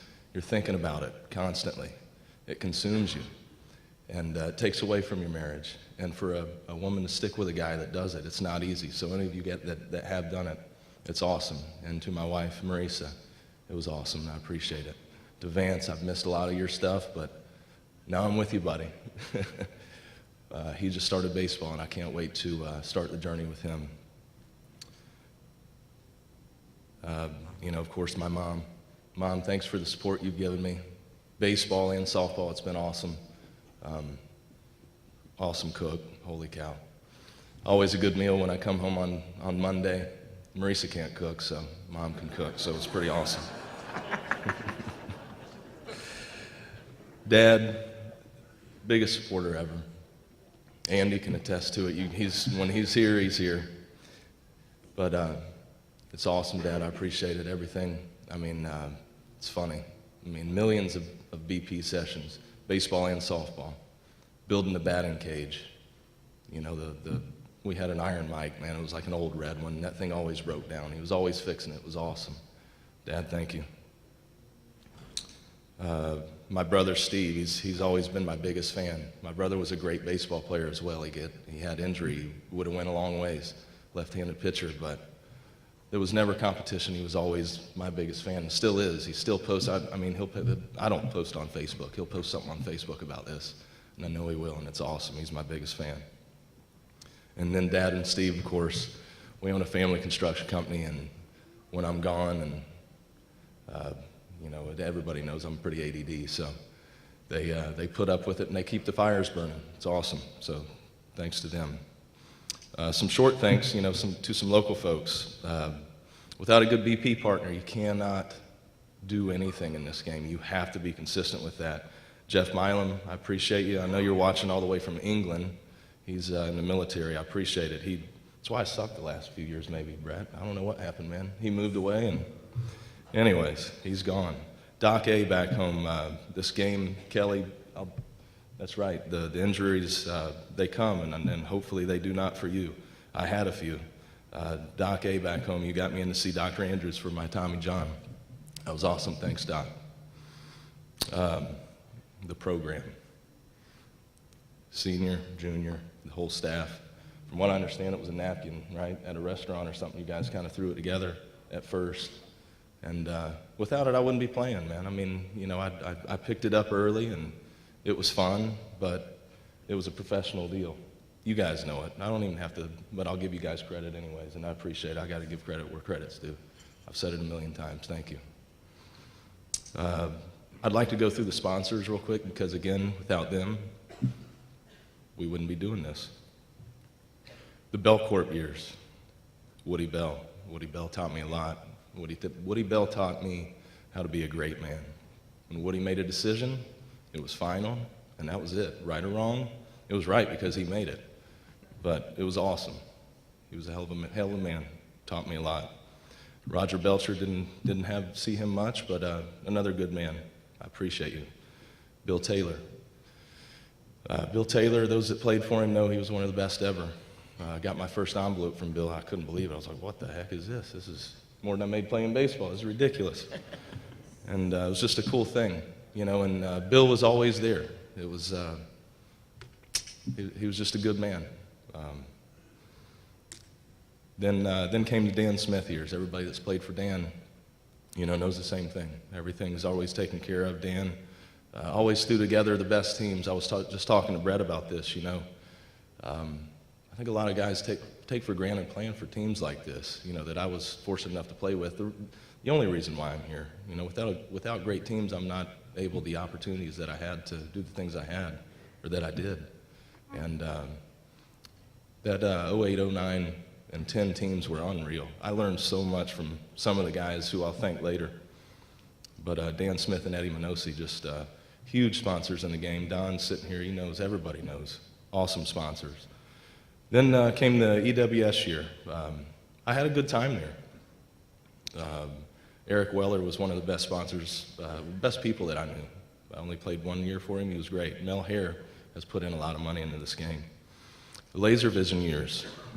Pierre Alfred, who knows how much. Awesome sponsor. Scott DeLorge, RDD, thank you. Jerry and JJ Backman. I mean, again, gee whiz, we're going through just some Hall of Fame sponsors is what we're doing. Drew Dublerly. Bob, appreciate it. Bob Hortonback, unbelievable. Leaf Nemo behind the scenes, nobody knows. He did a lot for our teams. It was awesome. The Smash It years, Rick Schiffauer. Tons of support, we appreciate it. Jason Wilkins. Again, Bob Hortonbach. Scott DeLorge and Leaf again. And then brings me to the Resmondo years. Golly, I can't believe I played for Travis. I really can't. I love Travis. We always had good conversations, but he's part of the group that everybody knows it's always been two teams. And he was always the one that I wanted to beat. He was a jerk. I wanted to beat him so bad. He would try and get in your head when you're up at bat. But I always respected Travis. We're from the same county, in Polk County. Anybody that grew up in Polk County, we kind of stick together and got each other's backs. And again, Travis, I appreciate your, just everything you've done for the sport. Again, Bob was part of that team, Scott DeLorge. People don't know John Riccio was actually with Woody my first year, but of course stepped in more this last year with Travis. He's been with Travis for a long time, been in the game a long time. John has put in a lot of money and a lot of time in the game. We appreciate it. And then Jason Wilkins again. Next, I'd like to go to some players that I looked up to. There's been so many. Again, on those teams, you just play with legends. I always joke with Kendo. I always go, when they had the Coke cans and it would say like, share a Coke with a friend or share a Coke with a legend. I always get with Kendo, man. I saved one time. I was like, here, man. You know, and I got to play with players like that, and it was amazing. Some of them aren't here, but I'm going to go through them anyways. Dwayne Frizzell, I got to play with him in '04. He told me, you know, he just encouragement. He told me I could go as far as I wanted to go. Carl Rose, I mean, I remember seeing Carl Rose, I was like, man, this guy must be a millionaire or something. You know, I swung his bat and everything, and I don't know, maybe he was, but he just gave me encouragement. I was starstruck, in other words. And I remember him going, yeah, Kirby, you got all the tools. And I was like, thanks, Carl. Rusty Bumgardner. He said, Guzzy, 3-0 is the best pitch you'll ever see. Todd Jerling, we would sit on the bench, we would sit on the bench and, that wasn't actually a real joke, but we would sit on the bench and, you know, Brett will say it, man, Todd was a mental just nut job, man. We would sit on the bench and talk about hitting, and, you know, it'd be 2 fingers up, 3 fingers down, it was crazy, but, you know, Todd was always in my corner, and I appreciate Todd. I learned a lot from him.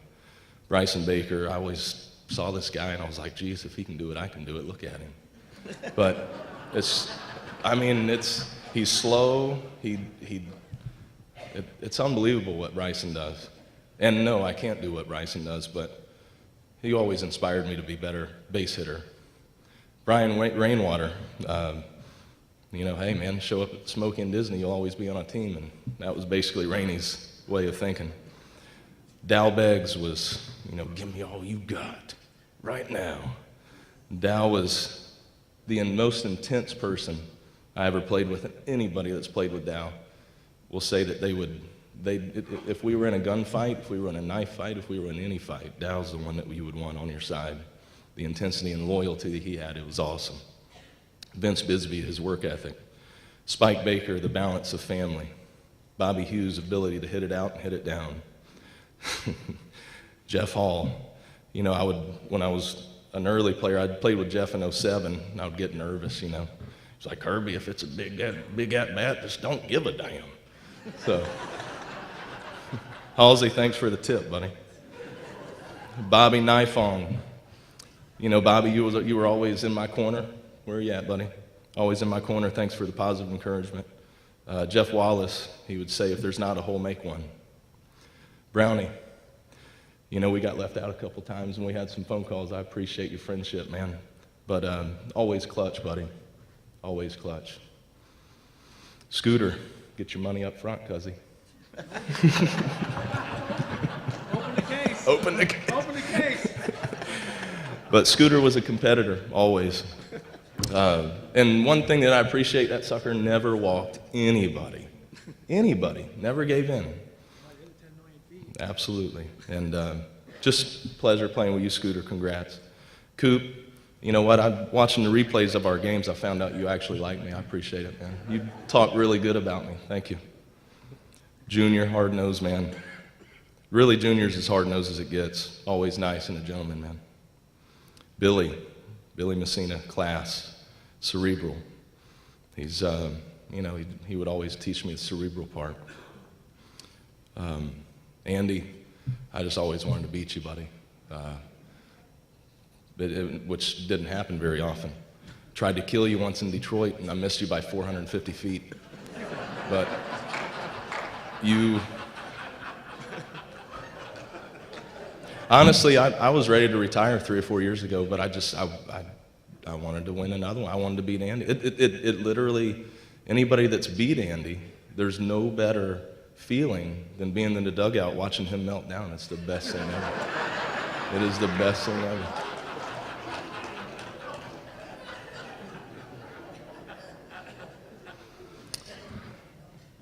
Next are some guys that are really special to me.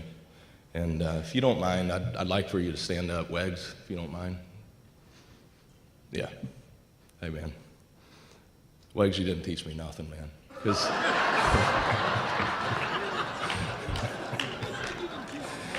I'll be honest, man, because I can't do what you do. You're the best athlete I've ever played with, man. To be able to do, you know, with a 230, 40-pound body that you do, it's amazing. And if you did teach me, we'd both forget anyway, so no big deal. But you know what, man? You've been a great friend, and I think, you know, obviously we've been signed together my whole career and most of your whole career. And man, there was never ever competition between us. You were always better than me, but it was never felt competition whatsoever, man. It was just a great friendship with you, and I appreciate it. You always had my back, and you were always somebody I could talk bad about Brett to that would actually understand what I was talking about. So I really appreciate you, Brian. Thanks, man. And then, of course, last but not least, Brett, if you don't mind standing up, man. Brett, you're one of my best friends. Again, man, I've made this quote to a lot of people. You believed in me when I sucked and when I was hurt, when I had that, several years, man. You got me on teams. You said, just keep him. He'll help us. And you always were there for me, man. I never had to worry about contracts. I never had to worry about a contract. I always knew you were going to take care of me.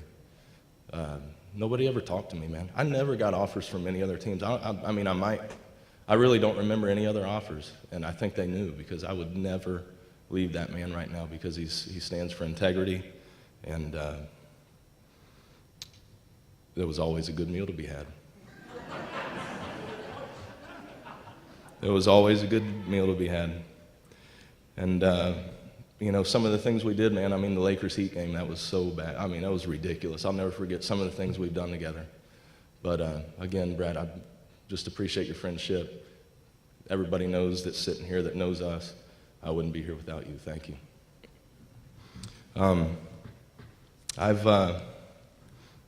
Again, when I was called, I couldn't believe it. Brett was, I think, the first. Brett and Kendo, y'all were the first ones to call me. And, it was, I couldn't believe that I was being inducted in this Hall of Fame, man, with some of these guys that I mentioned. And look, I forgot some people. But it's a dream come true for me. It's something that I never expected. It's something I'll cherish. I am done with major softball. Never thought I would be, but I will play the game forever. I love playing this game. I found a game that baseball didn't wake something up in me that softball did. Softball woke up a passion and just a competitiveness that I didn't know I had.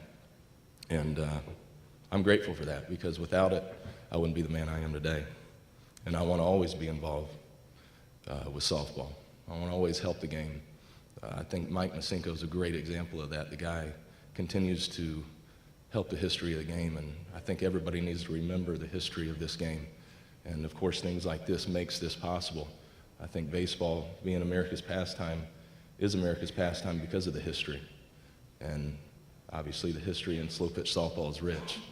And I appreciate everything, guys. And again, thank you.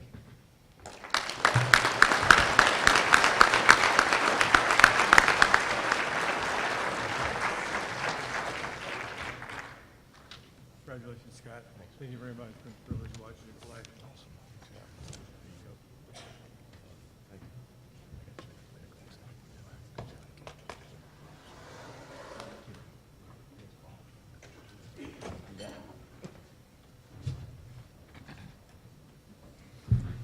Congratulations, Scott. Next up on our agenda is the presentation of the next 2017 Assistant Executive Directors Awards. At this time, I would like to invite Don DeDonatis III and Rick Fortuna up to the stage. They are each Assistant Executive Directors of USSSA.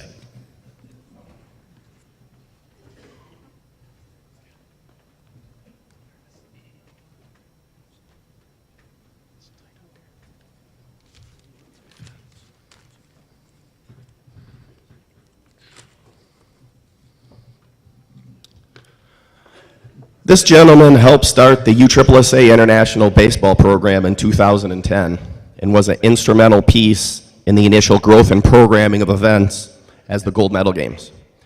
He helped launch the initial USSSA International Development Program in 2012, which started as a clinic in Barcelona, Spain, and Parma, Italy. He also was a crucial aspect of cultivating the relationship with the World Baseball and Softball Confederation, which has led to USSSA being named the official baseball development partner of the WBSC, along with being named an associate member. The associate membership has afforded USSSA different opportunities, such as acquiring the hosting rights to the 2018 Women's Baseball World Cup. He ran coaching development programs in conjunction with the WBSC and the national federations in Belgium, Bulgaria, Mongolia, Nigeria, and Tanzania, along with running player development programs in Germany, Spain, and Italy, all in 2017. As you can see, this guy travels all over the world promoting USSSA and our brand while teaching kids the great game of baseball. He has been a tremendous asset to the USSSA family, and we look forward to the years to come to see what we can do together. Most people, I guess my thought about, Italian guys is they got this sense of fashion to them. The first couple of years, this guy showed up at the convention rocking the man purse looking like Alan from The Hangover. So the last couple of years, he's kind of shut that down, so maybe he's picking up on the, on the American culture. If he is in the room, because he might be on his 23rd cigarette break during this time, I would like to introduce you guys to the first international winner of the Assistant Executive Director of the Year. My pleasure to introduce Andrea De Aria.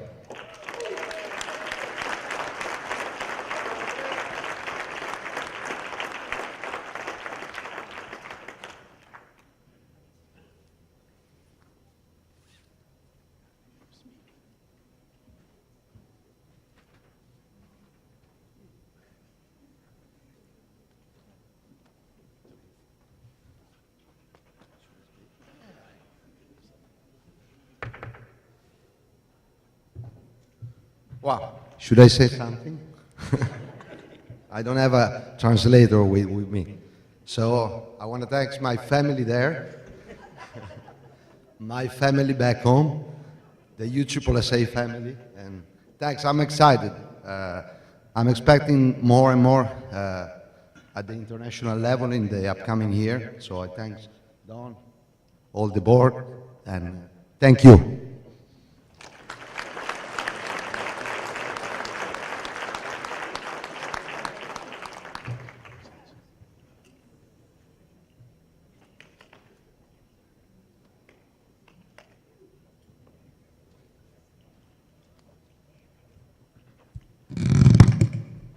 The short guy.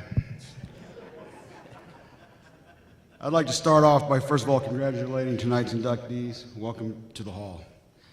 My Assistant Executive Director Award tonight goes to a person who's given 15 years of service to USSSA. And during that time, he has touched every single sport. He was very instrumental in helping start the fast pitch program and the basketball program in his area. In fact, he served as a state director for basketball in his home state. His organizational skills and his computer knowledge have made both of those programs into huge successes. He began working for Central Iowa Sports in 2014, and then he began assisting national headquarters in 2015. And now he's a key member in the new IT Tech Committee. Of course, this person I'm talking about is BJ Larson. And I hope he just came back from the bar because I thought I saw him walk up there. He has a passion for providing tools to the directors to help them make their jobs better. Over the last year and a half, all of our directors have seen the new DC site. Many of those ideas he helped create. And not only did he help create the new DC site, he has worked tirelessly over the last year trying to train all the directors around the country on how to use this amazing new powerful tool that USSSA has. If that wasn't enough, he's also worked with many state directors on the side, helping them do charts and graphs and build websites. He never quits working. But I think the most amazing thing about BJ is the passion that he has for USSSA. He's an incredibly loyal person who will fight to make USSSA better each and every day. Now, the one thing, if you know BJ, you know he has very strong opinions on every topic. In fact, he's been known to tear up sometimes fighting for his ideas. So we all have learned to be really careful when we ask him a really tough question like, BJ, what do you think? And in true IT fashion, he will use words that none of us understand. And I don't always agree, as he will attest. I don't always agree with a lot of his opinions and a lot of his ideas, but I have a tremendous amount of respect for him, and it grows each and every day. His passion and his work ethic are virtually unmatched. I'll close with a story that I think really tells you the kind of person that BJ is. In 2006, he volunteered outside of work to help organize and create a charity basketball event working with the Jimmy V Foundation. The previous year, Steve Turley, a son of former board member Tom Turley, had lost his battle with cancer. In the true BJ unselfish fashion, he worked day after day as a volunteer to make this into a great event. By the end of it, BJ had raised over $20,000 to honor Steve. He's an incredible person. It's his kind of dedication and passion that makes USSSA great. Ladies and gentlemen, BJ Larson.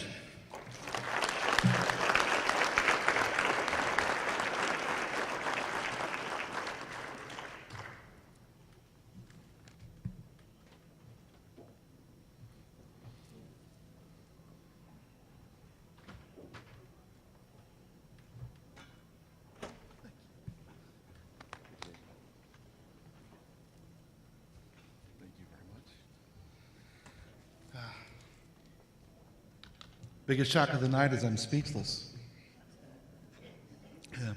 I owe so many thanks to so many people for being up here. From my start, from Tom Turley and Chris Shell in 2002 to coming up in this season and this year to being invited into the tech committee and helping work on this project. And it's a tireless project. You know, I think it's one of the, I joke about this all the time, the biggest job security projects anybody will ever be involved in. With the vision and the passion that we as an association have for technology, we have so many opportunities to grow in the years to come, and I'm very excited to be a part of this for as long as we can do this.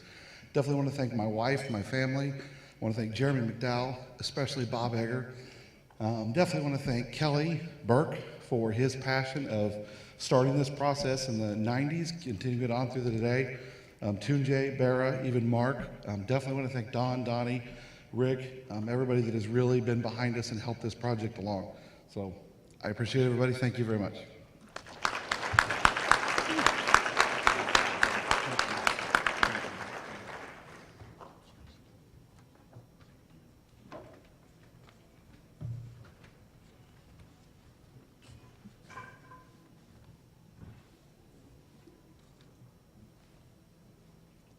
Our fifth Hall of Fame inductee tonight is in the special category. He is from Detroit, Michigan, and he is Mr. Saul Simpson.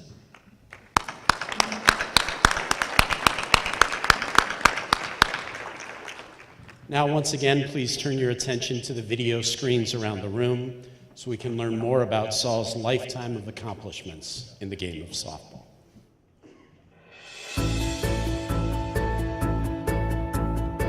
My partner in crime that most folks know me with Charlie Smith. He was my afternoon supervisor. When I got out of high school, I was going to college. I had a little part-time job working afternoons. But we worked in the evening, so we couldn't play during the day. So he wanted to start a team. In 1972, we decided to start a team. We played on the weekends. So he got me into that, and I started playing ball. And I told him, I said, Charlie, I'm not that good. Maybe need somebody just to keep score. And I remember his exact words. He said, a lot of these guys say they're good, but coming out, I find a place for you to play. Once I got into it, I love watching, playing. Not a great athlete, as you can see, but I found my little niche, and that was I would scout teams, the competition, figuring out how to beat people. My buddy Charlie got a statement. He said, beat me on talent, never on hustle. And a lot of times, we weren't the most talented team. We weren't had the best players, but we just do the fundamentals and play the baseball and try to figure out a strategy how to beat other teams. And a lot of times we win just on hustle. And I just took my little talent and tried to play it, and then that's how I got into the keeping score. by scouting the teams, I can learn little weakness, who couldn't hit, who can go from first to third, and those little extras just was a little something that helped us play, and it got me excited about learning how to do the stats. That first one, I still cherish that ring more than anything else. It just seemed like it was just a accomplishment of all the years of trying to do something that gave me a sense of I can make a little contribution to it. I have, like I said before, I had 14 and 15 one-way rides. I've ate a lot of bad hot dogs, burnt popcorn, coffee. I'm not sure if it was really coffee. But if I knew then when I first started what I know now, I would do it all over without any hesitation or reservation, because the hours and hours of enjoyment of watching a competitive game at the highest level been most enjoyable to me. So I enjoyed the ride along. The ups and the downs all goes into building the championship teams, and I love it.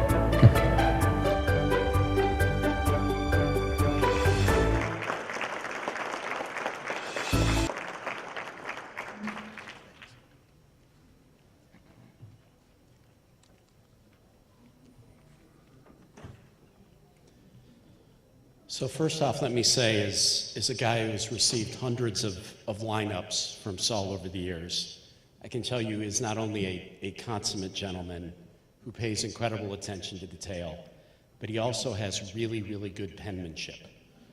And if you've ever been the announcer, that's a really important thing, and a lot of y'all don't have it. So it's really, really deeply appreciated. But it is incredibly wonderful to see Saul and to have him here with us on this very special evening. And now to tell us a little bit more about him, I'm very pleased to introduce the man whose team Saul's been a part of since the turn of the century, one of the game's greatest sponsors, a member of the 2008 Hall of Fame class, Mr. Travis Rismondo.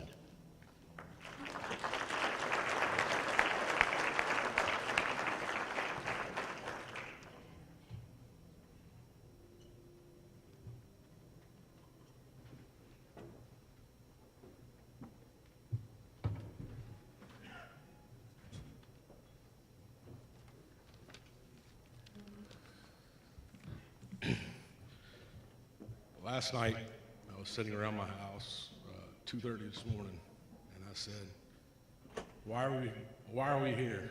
What is USSSA about?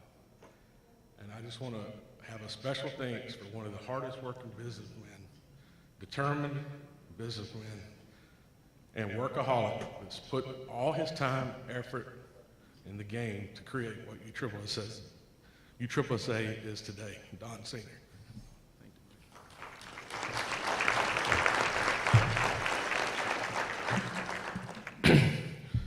On Saul, I would like to start out by saying what it is an honor to be part of the USSSA Hall of Fame, even a greater honor to be asked to stand up here and speak on behalf of one of the finest citizens I have ever met in my life.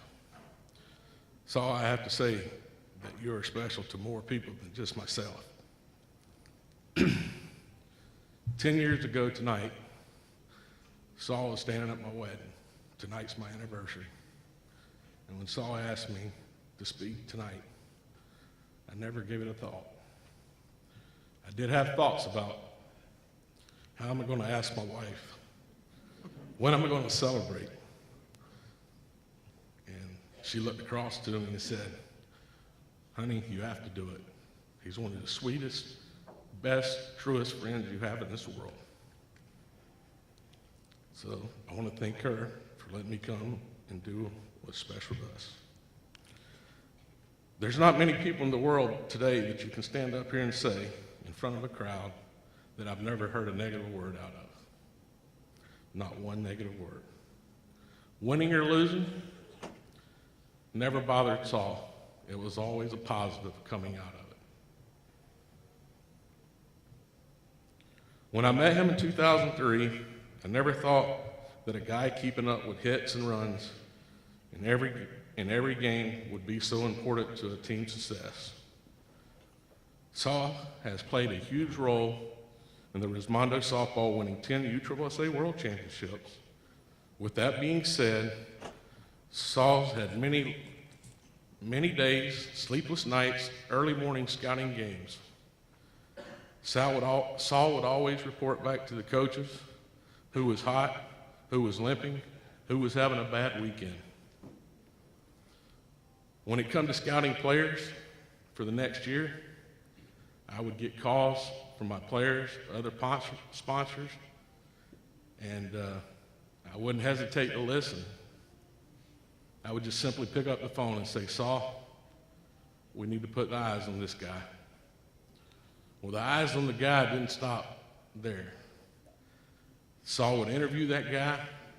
Saul would watch how that guy got out of the car, how he would walk in the park, how he would take BP, and the guy never knew he was on trial.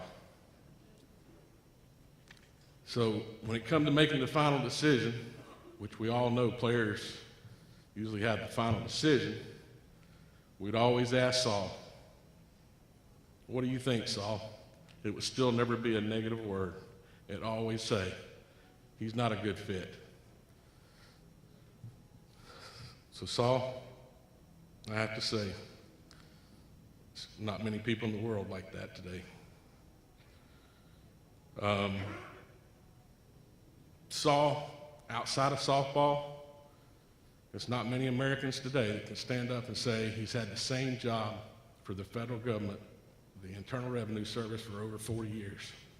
I think that's a very, very big honor in today's world. With that being said, Saul, I'd like to welcome you to our Hall of Fame and being a member with the rest of us. Congratulations.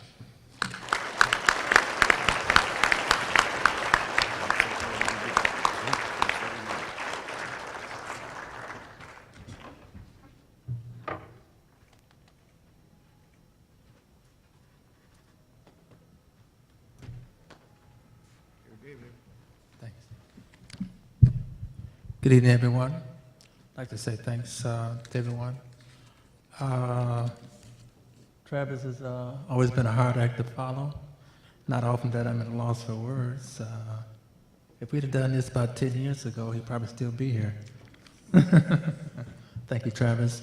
I'd like to thank the USSSA Hall of Fame office and selection committee and all of those.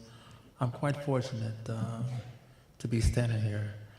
I openly admit to you I'm not here because of my physical ability to play the game, but thanks to the USSSA office, I'm here because I found a niche that I can make an impact on the game. I'm fortunate to be on a first name basis with a lot of sponsors. Some's not here anymore, some people who made an impact on my lives. Wayne Williams, Edmund O.C., Dan Smith, Travis, John Riccio, and a lot of other players such as Jason Kendricks, Jeff Hall, Jeff Wallace, Andy, who never hollered at me but one time, who affectionately, those who do know Andy, if he don't holler at you, then he don't love you. A player who let me call him Junior, you know him as Don Leonidas Jr. I'm fortunate enough to have been in this game long enough that I knew Don Leonidas Sr. when he was junior. Fortunate. I don't know if I've mentioned this to Donnie a few times, but my first official job as a tournament was a scorekeeper, and Donnie gave me that job back in the middle 80s. My partner in crime, Mr. Charlie Smith, started a team at Shed in 1972. I was an active player up until 2015 when illness forced me to quit. But I enjoyed the game. I tried to play hard, as my buddy would say, beat me on talent, not on hustle. I've had the fortunate to have other statisticians share their secrets with me. Scotty, he shared with me. Freddie King, Hector, the coaches who sat here, Brent Elmer, other Hall of Famers. I'd like to thank those going in with me and those who are out there who will be going in later. I'm the one who's feel honored, and I'm appreciative of having the USSSA offer to provide the mechanism for me to come up and make a impression on this game enough to feel I'm worthy of this. I'm the one who truly has to say honored. I'd like to thank everyone for the time and their efforts, and everyone have a good evening. Thank you.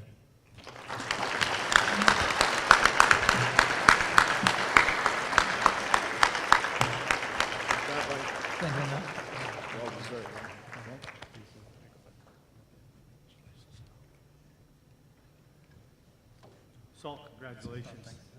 Thank you very much. It's been a privilege knowing you. Okay, I'll keep care of this.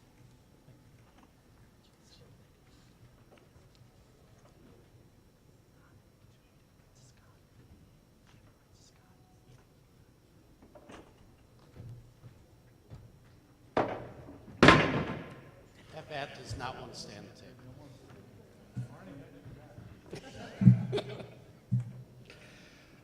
Our sixth inductee tonight is in the male player category. He is from Canton, Michigan, and he is Mr. Scott Nastali.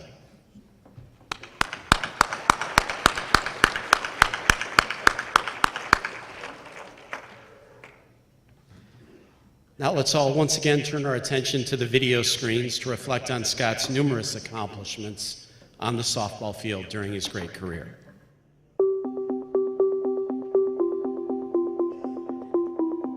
I watched my dad play a lot of softball. He traveled all over the country. Basically got a rush of watching him play and didn't know if I was actually going to play softball, but it just followed my dad around and respected my dad. I was still playing youth baseball. I went to the Little League World Series in Georgia. That was when I was 13, 14 years old. That was a fun experience for me, but being around my dad meant so much to me, to watch him and him be my role model of where I came from. So excited to get into the game. I got into the game in 1991. I was playing with a couple of teams in Class B, PK&J Trucking. Kind of took off from there. I went with Dan Smith for a couple years. Then I went with Bell.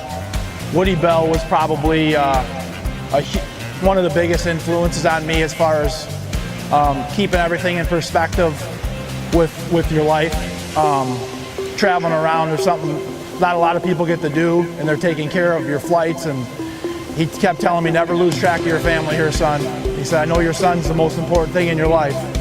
So when you're doing this stuff, keep your mind that you're doing this for your family. Another big memory was Wednesday night, we lost to TNR Stucco in the stadium. Thursday, we had a 3-hour practice. We were off on Thursday, and Dan said, this wasn't our team, we're gonna get this right. So I actually had to pitch batting practice to the entire team on Thursday. And Dan said, if you guys hit Scooter, there's gonna be problems. But if you can hit him in this batting practice, we'll be fine the rest of the weekend. So we end up winning 7 games in a row and winning that major World Series. That was special. Humble, staying humble, keeping everything in perspective in life. We're lucky to travel around the world and do things. For future people coming up, just stay humble. I mean, people come up to you and want to talk to you and ask what you need to do to get to the next level. Take the time to talk to them. I mean, that means a lot to them. They look up to the guys up there. That's very important. Crazy experience. You look back on it, and I've been traveling since '91 on airplanes and the batting practice, and it's countless hours of work you have to put in to do it. But looking back, I'm still in shock. I'm in shock that it's come to this, that I'm being inducted into the National Hall of Fame. And to me, this isn't about me. This was about my coaches and my teammates and the sponsors. I mean, without them, we couldn't get to this.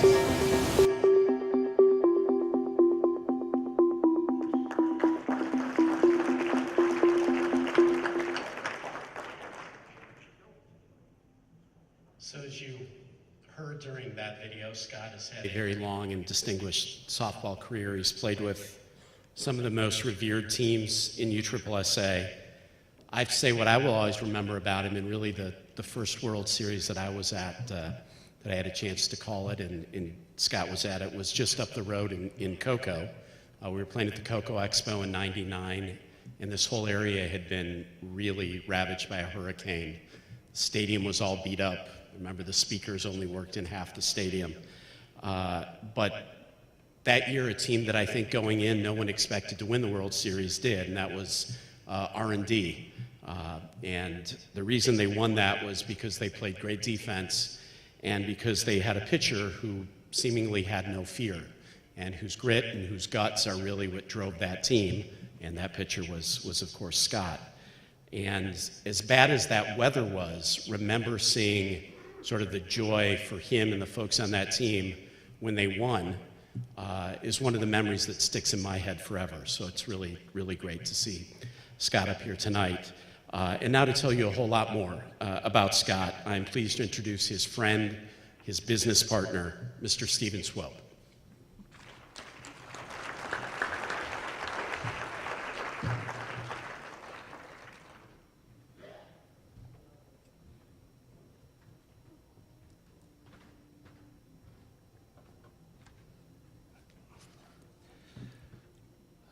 Before I start tonight, I'd like to congratulate all the inductees tonight on a well-deserved phenomenal achievement.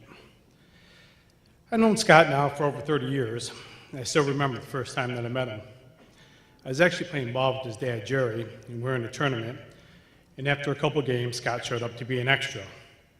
He wasn't old enough to play on the men's team, but he still wanted to get in there to play. I think he got up one time, and being a left-hander, he tried to do kind of one of those swinging bunts down the third baseline, but now I finally figured out how he got his nickname, because he needed a scooter to get down the first baseline, because he was slow. That's kind of where it all started for me and Scott. A few years later, we started to work together. Since we worked together on the road, we'd always sneak off during work. Normally meet at Ball Diamond off the main road by his house. We'd hit a few times a week. Not all depend on how busy we were at work. Once we'd get to the field, Scott would always want to work on his hitting. So when I pitched to him, he always wanted perfect strikes. Come on, Steve, right here. When it was my turn to hit, Scott always wanted to work on his pitching and all his pump fakes. Wasn't all that fair, buddy. Scott got his big break in early 2000 when we were playing for Doug Reed and Creative Stucco. In the middle of the tournament, Dan Smith approached Scott and wanted him to pitch for his team, which was the major team, and finish out the tournament with him. Scott was kind of torn on whether he wanted to leave, but he didn't want to give up the opportunity to play at the major level. So he left, and he never looked back. Now this is kind of where I have a funny story for you. Now Scott's playing at the major level. We're not traveling as much, well, we're not traveling together because he's playing on a different team. So we haven't been hitting a whole lot together. Instead, he's been going out hitting with his dad and hitting with a couple of his new teammates. So since we're working together, I'm really busy. I give Scott a call on the phone and said, hey, buddy, can you take care of a job for me? He said, Steve, I'd love to, but I'm really, really busy. I'm like, all right, I'll see what I can do. So I'm hanging up the phone, kind of look over to the side, and there's a big open parking lot where me and Scott used to hit all the time. Guess whose car was there? I gave you 3 guesses. It was Scott's. So I give Scott a call back, and Scott don't answer. So I'm creeping in the parking lot. Call him again, he's not answering. So I call him as I'm sneaking up on the field, and he finally answers because he's done pump faking the vents and got the pitch across. So I said, Scott, hey, are you sure you can't help me? He said, Steve, come on, I would if I could. I'm just really busy. So I said, hey, if I helped you pick up all the softballs, you think then you could help me? He kind of turned around and gave me the old deer in headlights look. But that was Scott. Whenever he had time to work on his game, he was. He went from a little left-hand kid trying to slap the ball down the third baseline to one of the top hitters in the country, an elite pitcher at the major level, where I winning multiple individual awards and major championships before deciding to retire in 2010 to concentrate on opening our business. Scott, to tell you that we're proud of you and all your accomplishments on the softball field would be an understatement. Your accomplishments and awards as an elite player at the major level may be impressive, but it holds nothing to what you have accomplished in life as a man and a father. Your struggles and hardships you have endured in life would have crushed most men, but not you. Your courage and strength to always move forward in adversity has always been an inspiration to myself and everybody around you. You are more than a friend and a business partner to me. You're my family. You're my brother. And after today, I think your family just got bigger. Congratulations, buddy.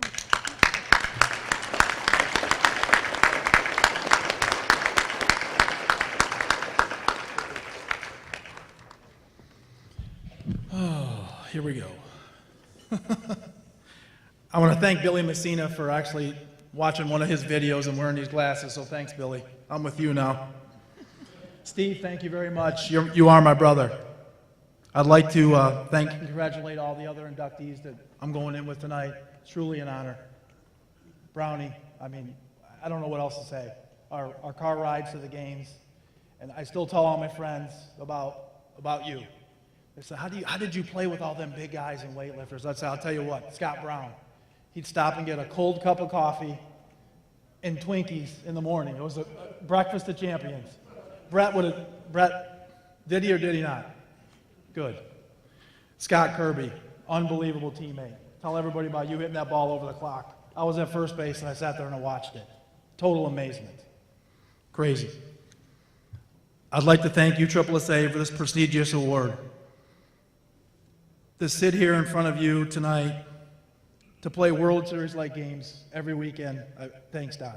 Thank you very much. I appreciate it. I'd like to thank all my teammates, coaches, sponsors. Without you, none of this was possible. I'd like to acknowledge a few of those tonight, because as we go through this, a lot of these coaches and sponsors never got recognized. I'll start with Marodi's, and again, I apologize if I forget anybody. Marodi transfer, Joe Bainey, Larry Q, Woody and Pat Bell, Dan Smith, Eddie Minosi, Jerry Backman, Brett Helmer, Easton Sports, thank you. Boomba, Ricky Jackson, Don Cooper, Combat, Ty Sports, and two of the best coaches I ever played for, Gary Jost and John Rector. I want to thank my family for allowing me to travel for 19 years. Jacob, I'm sorry. I missed a lot of your stuff. I want to thank my lovely girlfriend for coming out tonight. Thank you, baby. I love you. I want to thank my partner, Steve, his wife, Jamie. Thank you very much for being here tonight. And one of my teammates, I have to say this tonight. Jason Kendrick, can you stand up if you're out there still? Kendo, where you at, buddy? Sitting here today, 1994, I was playing Class D, and Jason Kendrick was playing with Shen Valley, TPS. It's a true story. I ran up to the fence and I asked Jason Kendrick, can I have your batting gloves? And he gave me one of his batting gloves. So playing with Jason for a couple years, I would continuously ask Jason, can I have your batting gloves? He's like, what the hell are you talking about? We're playing together. You don't have to do that. But it was a blast, Jason. And one thing, being retired for 9 years, it took me 7 years to not hear your voice in my head. Get ahead, they bat last. Andy, now you got to deal with it.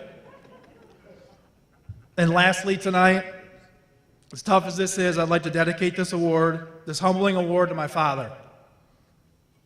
Those of you that knew him knew he had great intentions. He would push me and ask me for the very best out of me every weekend. Thank you, Dad. I love you very much. Thanks for everything tonight. Thanks, Don, for everything. Thank you. Thank you.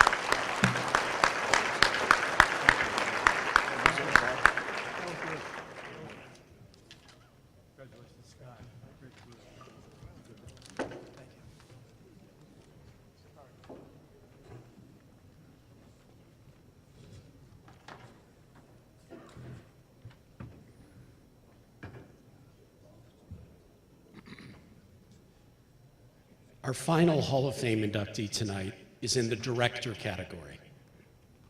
He is from Rowlett, Texas, and he is Mr. Arnie Burke.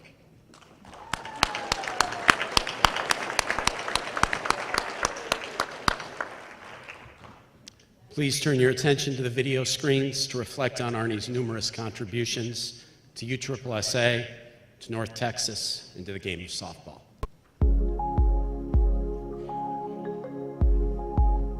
Well, my mom and dad, growing up like most typical kids, encouraged me to be active and all that. I played Little League ball growing up, played church softball when I was younger. My dad used to actually umpire slow pitch softball, and he joked about making $2 a game, and he got me encouraged in sports. My mom even used to say that if my dad would have wrapped tape around the lawnmower or the rake, I might have done more around the house instead of playing sports. But started playing slow pitch, got involved with the church program in Garland, Texas in the late 70s and 80s, and started playing that, and basically met Ron Neely early 90s.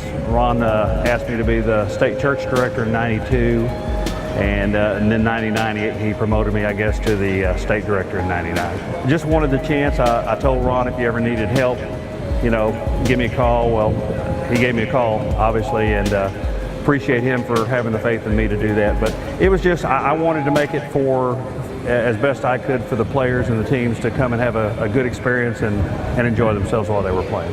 Basically, they hadn't really had a whole lot of, I guess, guidance.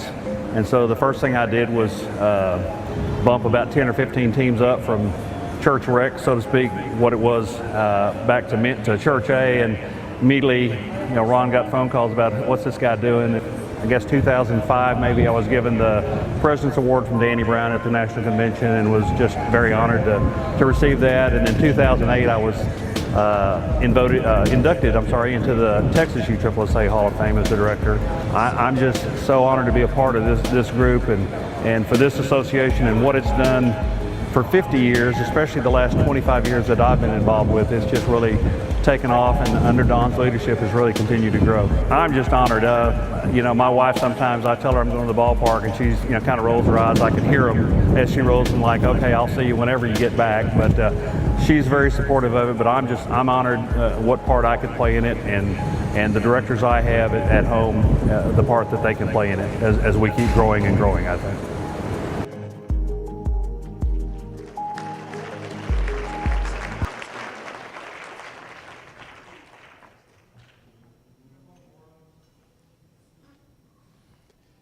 And now to tell us a little bit more about Arnie, I am very pleased to introduce his friend and a member of the Hall of Fame class of 2005, Mr. Ron Neely.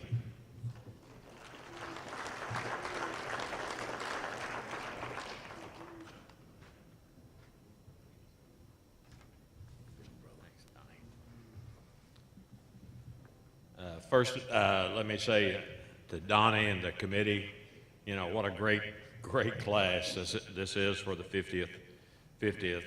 And to each of the inductees, my personal congratulations for your being elected to the Hall of Fame. I'm a Razorback, an Arkansas Razorback.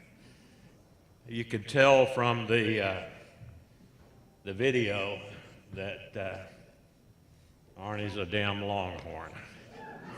This is going to be difficult, very difficult.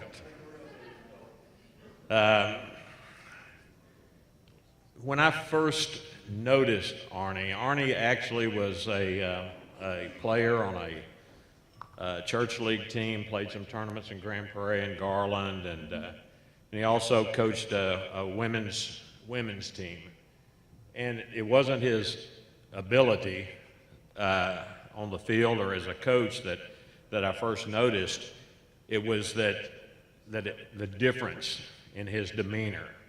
While he was always enthusiastic about playing and coaching, he was always calm. He had a calm approach to the game. I don't ever remember him hollering or intimidating his players, or I can only remember one time as a tournament director that he approached me with a question, and frankly, he was right, we were wrong, and he didn't, other than just, hey, that was cool. That's who Arnie is. Arnie is just one of the really good guys. At some point he started umpiring, and his work ethic and the way he approached the game was the same way as he did as a coach and a player. He had great respect for the game and great respect for the players, the managers, and the coaches. And so I think that's probably one of the assets that the Garland Adult Softball Association saw in him, and as he was working there, and he became a member of the Garland Association, which is one of the premier associations in Texas. It was at that time. Sometime after that, GASA, as it was known, became a USSSA facility and program, and it was a boon for North Texas and for our region because it was one of the premier places to play. USSSA awarded many state, divisional, and world tournaments to Garland. Garland was awarded the Complex of the Year. Every award that this organization has for a city or complex was awarded to that organization. Arnie was right in the middle of all of that, working with Art Whitaker and Bill Reagan and Danny Malone, who's a Hall of Famer. He was mentored by those guys, and became a very, very important member of that team. And that team welded a lasting relationship with USSSA. They also hosted the first ever Women's World Tournament in Garland. And Arnie was a big part of that, along with the other folks that I've already mentioned. When Bill Reagan, as he said, retired as state director, Arnie expressed an interest in the job. I had some concerns. One, because I knew of all of his involvement with umpiring, with working tournaments and leagues for GASA, and so I did some checking around, and I talked to Bill Reagan, and Bill highly recommended him. I got a phone call from Art Whitaker and says, you know, he can handle the job. He can handle the job. And so I talked to Arnie again, and I told him, I said, well, are you sure you want to sleep on it? You know, it's a really demanding job. And so that's what we decided to do. And just to make sure, I did a little background check, and I found out, Arnie, you didn't know this, but I found out that, you know, that Carol really handled most of the household situations, writing the checks, all the major decisions. I said, what the heck? You know, I had to call Arnie up. Arnie agreed, and it was probably the best decision that I ever made, because he exceeded all of my expectations as a director. He has continued in that role and does a wonderful job. We would not be here tonight if this inductee didn't have significant excuse me, contributions to the organization. In his 25 plus years of service, he has been awarded too many honors to mention tonight. I will, he's already mentioned that he was inducted into the Texas Hall of Fame. He's been Rookie of the Year, Mel Buttram Award, state, divisional, national directors, numerous honors.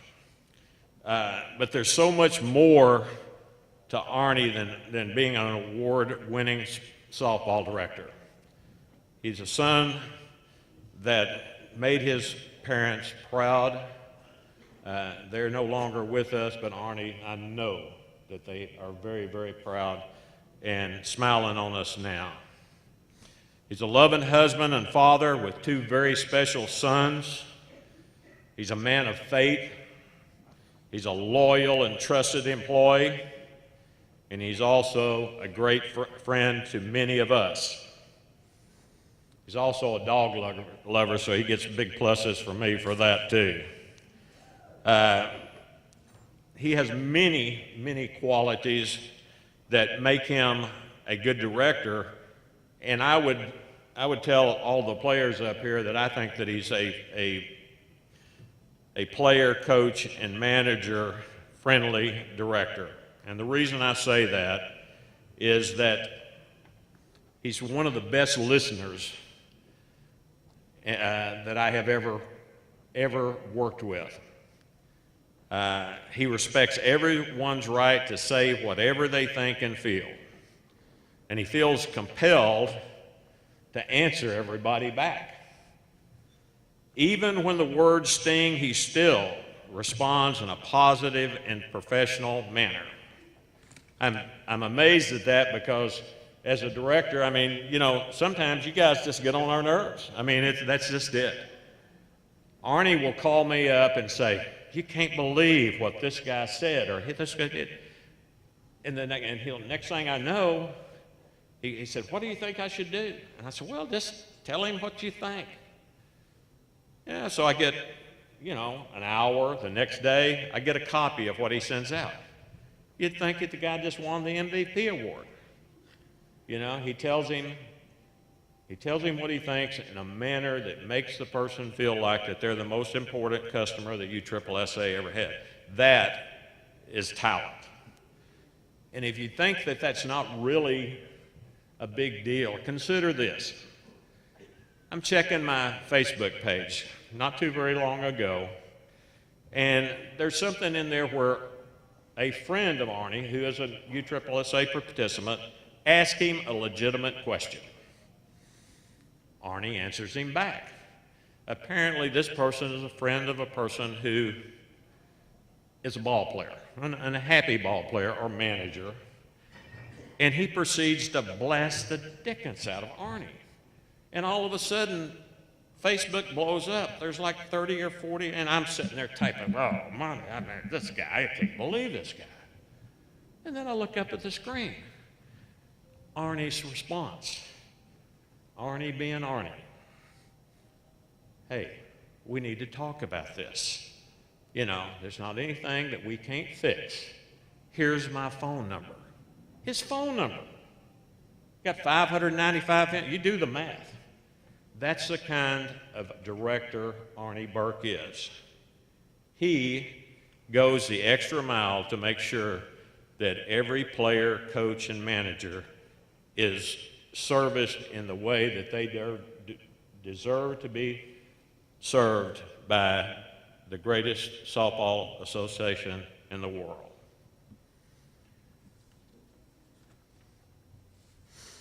Arnie and I have traveled all over the country together. We've learned a lot of things. You know, the difference between country ham and ham, $1.15. You know, Arnie still hadn't figured out that the Sparrows are not really going to go back to Capistrano. You know, it has been a great, great pleasure to work with him. As I was sitting out here tonight, I realized that two things. One, Robert Boudreaux must be in charge of the thermostat because I am freezing to death. And two, as I look out there and see Jim Swint and Robert and, you know, geez, all the guys, Danny, you know, Donnie, all of us that have been doing this for a while, you know, wasn't around for the 50th, wasn't around for the first Hall of Fame dinner, but I got here as quick as I could. I think we came in, most of us came in that next year or the year after that. But the math I did was, you know, how long has that really been? I was 72 last week, and folks, that's roughly half my life that I've been involved in USSSA. This man right here is the solidest, honestest, most trustworthy person and friend that I have met during that time. Join me in welcoming Arnie Burke to the 2017 class of the USSSA Hall of Fame.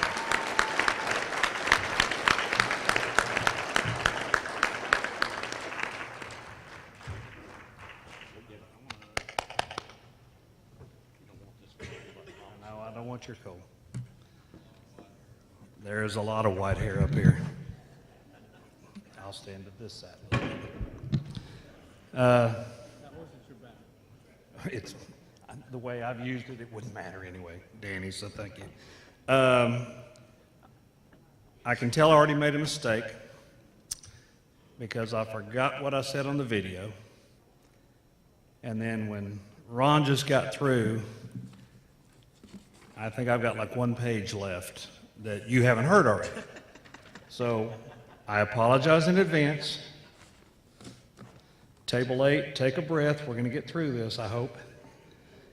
But I'll try to give this a go. And Laurie, I have my watch running, so I'll try to get done. First and foremost, I'd like to thank Don and the Hall of Fame committee. I asked Junior earlier this week, is there actually a committee? Because he asked that last year. But thank you for this, bestowing this amazing honor upon me. And I'm overwhelmed by the gesture. I listened to all the people up here and all the Scots and this wonderful athlete over here sitting to my left. I'm so out of my league, but these guys here are my heroes, the Kevins and the Marks and the Roberts and the Rons. These are my all-stars that I look up to.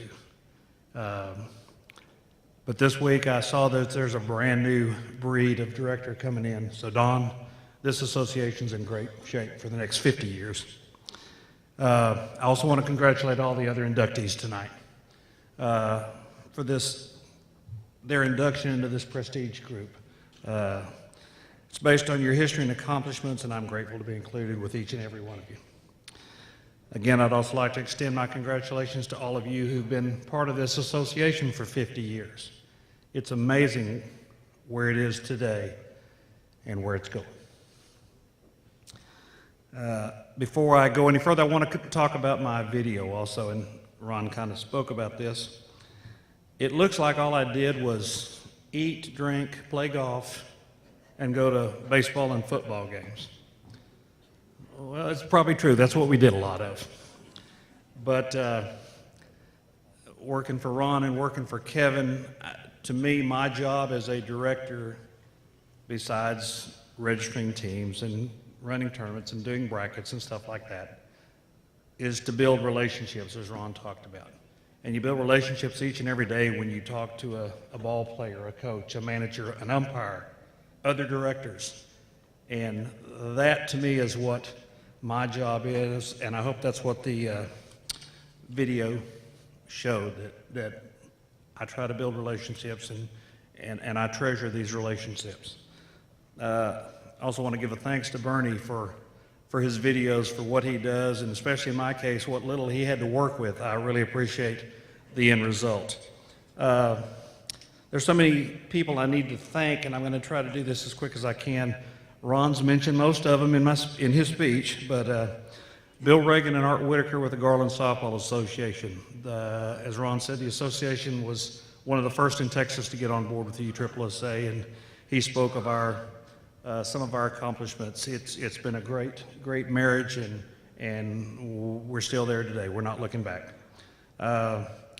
Another person I need to recognize from GASA is Hall of Fame umpire Danny Malone. It's sure different than it was in 2004, right, Danny? Danny suffered a heart attack that week, and I was rooming next door to him in the hotel. He called me at 1:30 in the morning and said, I'm having a heart attack, and I ran next door and I saw 4 of the biggest guys dressed out in Jacksonville Fire Department, whatever, fire rescue. They picked Danny up on a gurney and carried him out like it was, lifting a feather. Trying to follow him down the streets to the hospital at 2 in the morning, not knowing if I should stop at red lights or not. But we got him there. The worst thing I had to do, I asked the nurse, I saw Danny in there all up in his, with all the medical stuff on, and I asked the nurse, I said, he's my best friend, should I call his wife? And she said, I would. So I had to make a phone call to his wife, Kim, at 2 o'clock in the morning, 1 o'clock in the morning, Texas time. And I can remember her response to this day. I told her what had happened, and her first response was, are y'all drinking again? Finally convinced her that we weren't, and they were on a plane at 6 o'clock in the morning.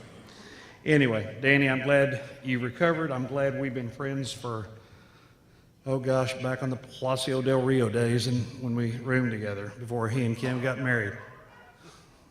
It's a long time ago. But I want to thank you for your years and your family's friendship, for your help with the Garland Association. I want to thank Rusty Bryant and Tony Holly and all the other GASA directors and umpires for their help. As Ron said, in '92, he appointed me as the church state director. And my first task, I moved 15 teams up to the Church A program, and the phone calls to the director began. Kevin, that ought to sound familiar. Ron's been a great friend for 30 years. He's been a mentor. Again, he didn't tell you this, but I thought I was going to have to kidnap him to get him here this week. It's hunting season in Arkansas, just in case you didn't know that. I almost thought I was going to have to get a handwritten note to give to his brother and his sister-in-law, Doug and Sherry, but he finally decided he needed to be here, and words can't appreciate how much I'm glad you're here. Other than that Razorback thing you got going on, I love him like a brother. Well, maybe kind of a half-brother since that Razorback thing. But I want to thank you for all the games and the travels, the golf tournaments, the trip to Al's and Bob's. It's been a great ride. To my North Texas family, and I'm going to try to go through this quick, so y'all bear with me. To Mike, Craig, Chris, Tony, and all the North Texas directors, this award is as much yours as it is mine. Your help and knowledge and friendship has been invaluable along the way, and it's been that way for 20 years, and Kevin probably doesn't want to hear this, but hopefully we can do it for another 20. Two other groups to thank, my fellow directors. I'm honored to have been part of the Midwest Division for all this time. Again, we've worked under Ron and Kevin, and your leadership, both you guys, has been invaluable, and at the same time, you gave us the opportunity to run our programs as we saw fit, sometimes against your wishes. I knew that'd get a laugh. I want to mention and thank Bert Frederick, Tammy, Billy Lee, Tommy, Greg, and Lawson, several Hall of Famers in that group. To Danny Boykin and Mark Lord, Mark King and Bobby Drum, to the late Rick Lyle and the late Charlie LaRoche, to Robert and Liz Boudreau and Neil Swanner from the great state of Louisiana, to Scott and Bill, the Colorado Trio, to Rick and Anna Robertson, Anna, formerly from Garland, Texas, now here in Florida, and most recently to Tony D. and Gary Godden for your help. It's always been welcome, and it's always been appreciated. Last group before I hit family, and I won't take much longer, is the national office staff. Wendy, Stephanie, Kelly, Stacy, Angie, Laurie, and if I missed anybody, I'm sorry. The service you guys provide to us as directors is beyond compare. Y'all give, every year you give a National Office Service Award. Y'all ought to get an award every year for the service you do. Again, almost done on a personal note, and I'm almost through. As Ron said, I've lost both my parents in 3 months apart in 2015. My dad gave me my love of sports, the very little athletic ability I have. That's why Danny's talking about dropping the bat. It wouldn't matter if it was broken in half. It wouldn't help me, I'm sure. I also share my dad's affection for the burnt orange of the University of Texas, and I know Kevin's falling out of his chair here. He was going to tell a joke about a news flash, and I'll go ahead and tell it, out of Austin, that they're changing the nickname of the school mascot, the Longhorns. They're going to change them to call them the Possums. I know you've all heard it, because they die at home. I mean, they play dead at home, and they get killed on the road.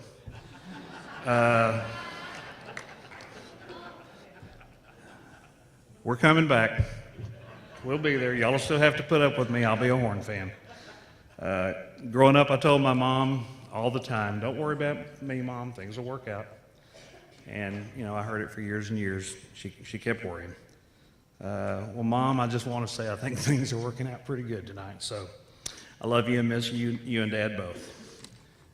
There's two guys who couldn't be here tonight, my two sons, Chad and Chris. They're both mentally challenged, but I guarantee you they don't miss a beat. They keep us busy. They keep us going every day of the week.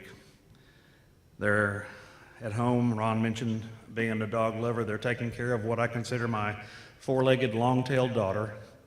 She's at home, and I can promise you she'll be the first one to greet us when we get home. I love you both, and I miss you, and I'll see you tomorrow. And last but not least, my rock and my best friend, my wife, Carol. I'm going to try to get through this. I thank you and I allow you for loving me and allowing me to do this softball thing. As I said in the video, I know your eyes roll when I say I'll be back soon, but I'm usually not. You keep our family together. You keep me on the straight and narrow. Well, you try. But it's a very hard job. In January, we'll celebrate our 36th anniversary. Good Lord willing, we'll go 36 more, but she's a home health care nurse for the seniors, and so I'm telling her she's just in practice now when I get over. In closing, I know I've thanked a bunch of people, but if I forgot someone, I apologize. Again, let me offer my thanks to Don, again for this incredible honor. Thanks to all of you for being here to share it. And just want to say happy anniversary to USSSA. It's been a great 50 years.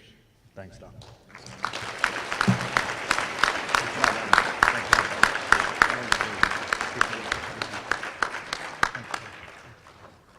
Arnie, thank you, buddy. It's been a good run for all of us.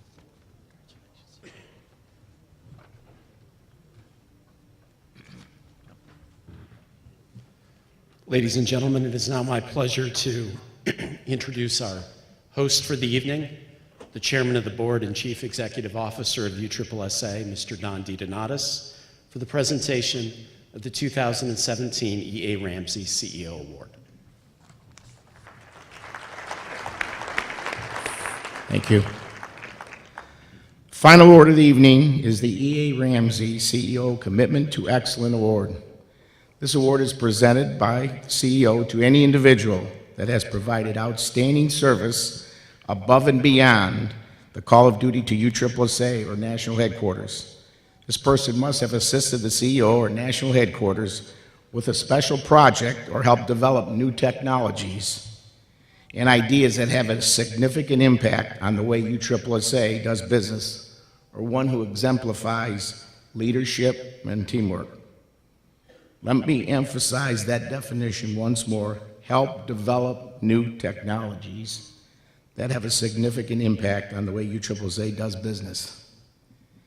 This was wrote by Jerry Ellis when I first got to Virginia in '98. And I think it was either in '98 or '99. We didn't even have a computer in the office. And we talked about technology. That's amazing how some of this stuff happens. But as you heard Rick talk a little bit about his award, this association has got to be technology-wise. This is what we're doing here, and this is what we're building. The technology we have, the talent we have in this room with these guys, I mean, it's amazing. The media, we had two individuals that built the control room that does TV, that work in our office. It's just where this is going. This gentleman began this crusade in 2014, creating a commitment to assist in directing and orchestrating the numerous new programs, ideas, changes, and additions presented daily basis to our IT department. A thankless task, but one that he was and is very passionate about. He's a sounding board, the eyes and the ears between all the sports and this committee, balancing their demands, but the frustrations sometimes are not always positive. But he takes his direction and how he hits deadlines, and basically the quarterback and the person who puts this talented team together. The hard part is they don't all work in one office. So by doing this by phone, however they get together and how they do this, we bring him in once in a while. And he still runs his own state program with multiple states, not just the baseball or not just, he runs 3 or 4 of our sports.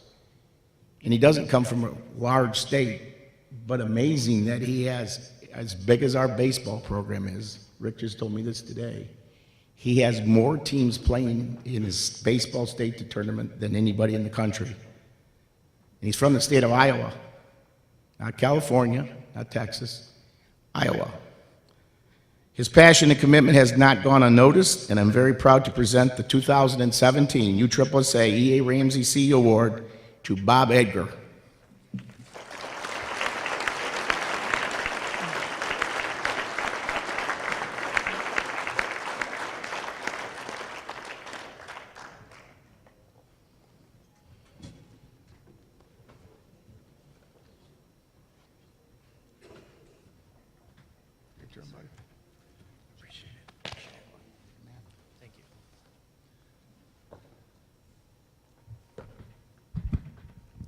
Good evening. This is quite a surprise. Mr. Ron Neely, I'm a Nebraska Cornhusker, so I'm in your same boat as you are this year, so it hasn't been a good year.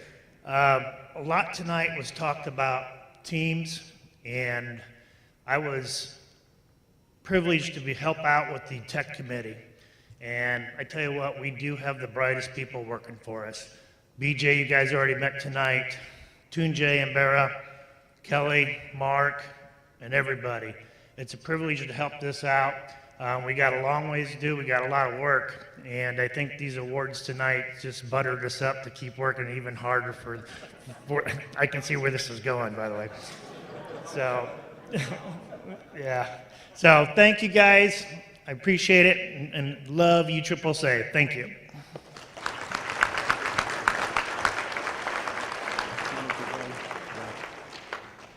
That's the next thing. I'm going to stay up here for a few minutes here. The next thing is to announce our 2018 Hall of Fame inductees.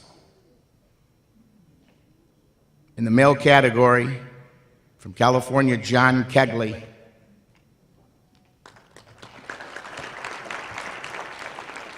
In the director category, from Missouri, Doug Morrison.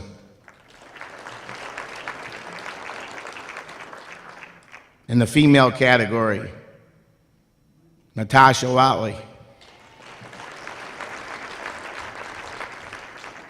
In the male category, Victor Cordova. In the director category, Ken Dirks. And last but not least, in the female category, Megan Willis.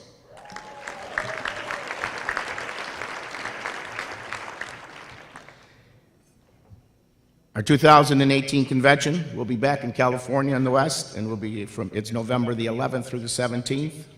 We'll be at Pachango Resort and Casino, Temecula, California, in the new 500, room addition. And we'll be in that there, and we're looking forward to California for 2018. 2019, just for you want to know, is we're back to Florida in Sanibel Island at the Marriott Resort. So those are our two announcements there.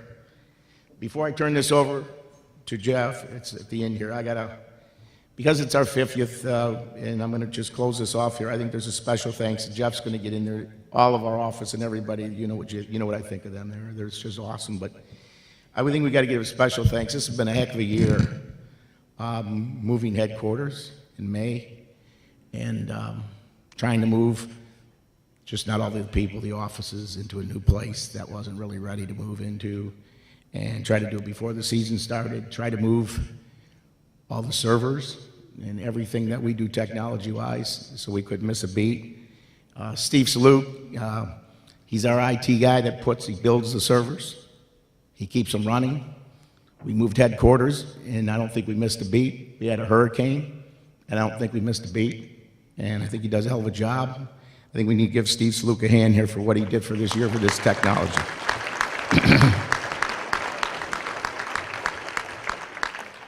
Wendy, heck of a year, tough year, Wendy. You're a strong woman. You went through a heck of a year. You did what you had to do, and you kept your head up. And we support you the heck of you, and we'll do anything for you. So, Wendy, let's give Wendy a hand, please. Lori, I don't know how she puts up with it, but she does with me because we demand sometimes a lot more than probably can be expected out of one person, but she's pretty well put this whole freaking convention together. Between the flights, the books, the rooms, I don't do anything like this. I used to try, but I don't do it. She does it all, and she talks to everybody, and she invited all the past board members that were still living to come to this convention, just to let you know, for our 50th. We asked, everybody was there, all the people. Wayne Reinhardt came, which is awesome. Bubba was back in the days, and you see Jim Swin, obviously, and Ron, and Jerry Turnberg. Thanks for being here. They came and came to our party here for their 50th anniversary, and And that's really pretty proud of them coming in here, and thank you very much. So Lori, let's give her a hand, please. I can't, you know, whatever you're gonna do. And you know, like you say, this is, you know, dreams and all I did. This is a team of people who put this whole thing, that stadium, everything we've done, the programs, the tech, everything we've done, it's just all about it. A family doing it. And, you know, yeah, my name's up at the top, so I can take it, but, you know, I do, I mean, crazy. I mean, I try to do everything that she, you know, I try to do too much, and I've always get done, but I don't think Sandy, first of all, I want you to keep all these 50 things that you have on your table, so I don't have to buy them next year, because we're going to celebrate our 50th wedding anniversary next year. And I don't know how hell she put up with me with this stuff, so I think you need to give a hand to Sandy. Will you please stand up?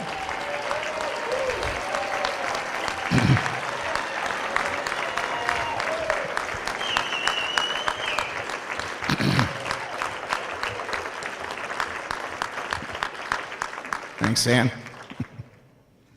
With each Hall of Fame class induction, I see the rich history of USSSA unfold and the growth and experience of our association spread across the nation. I continue to be humbled by your trust and dedication to the vision we began some 50 years ago, and I especially look forward to what this new year will bring. Thank you for all joining us tonight, and may I be the first to wish you a very happy and prosperous new year. Thank you very much.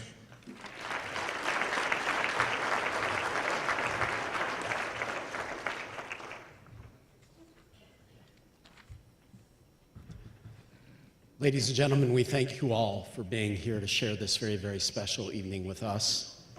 It's been a privilege to induct 7 more people into the USSSA Hall of Fame. It's been a wonderful end to a wonderful week. 50 years of great progress for a great organization.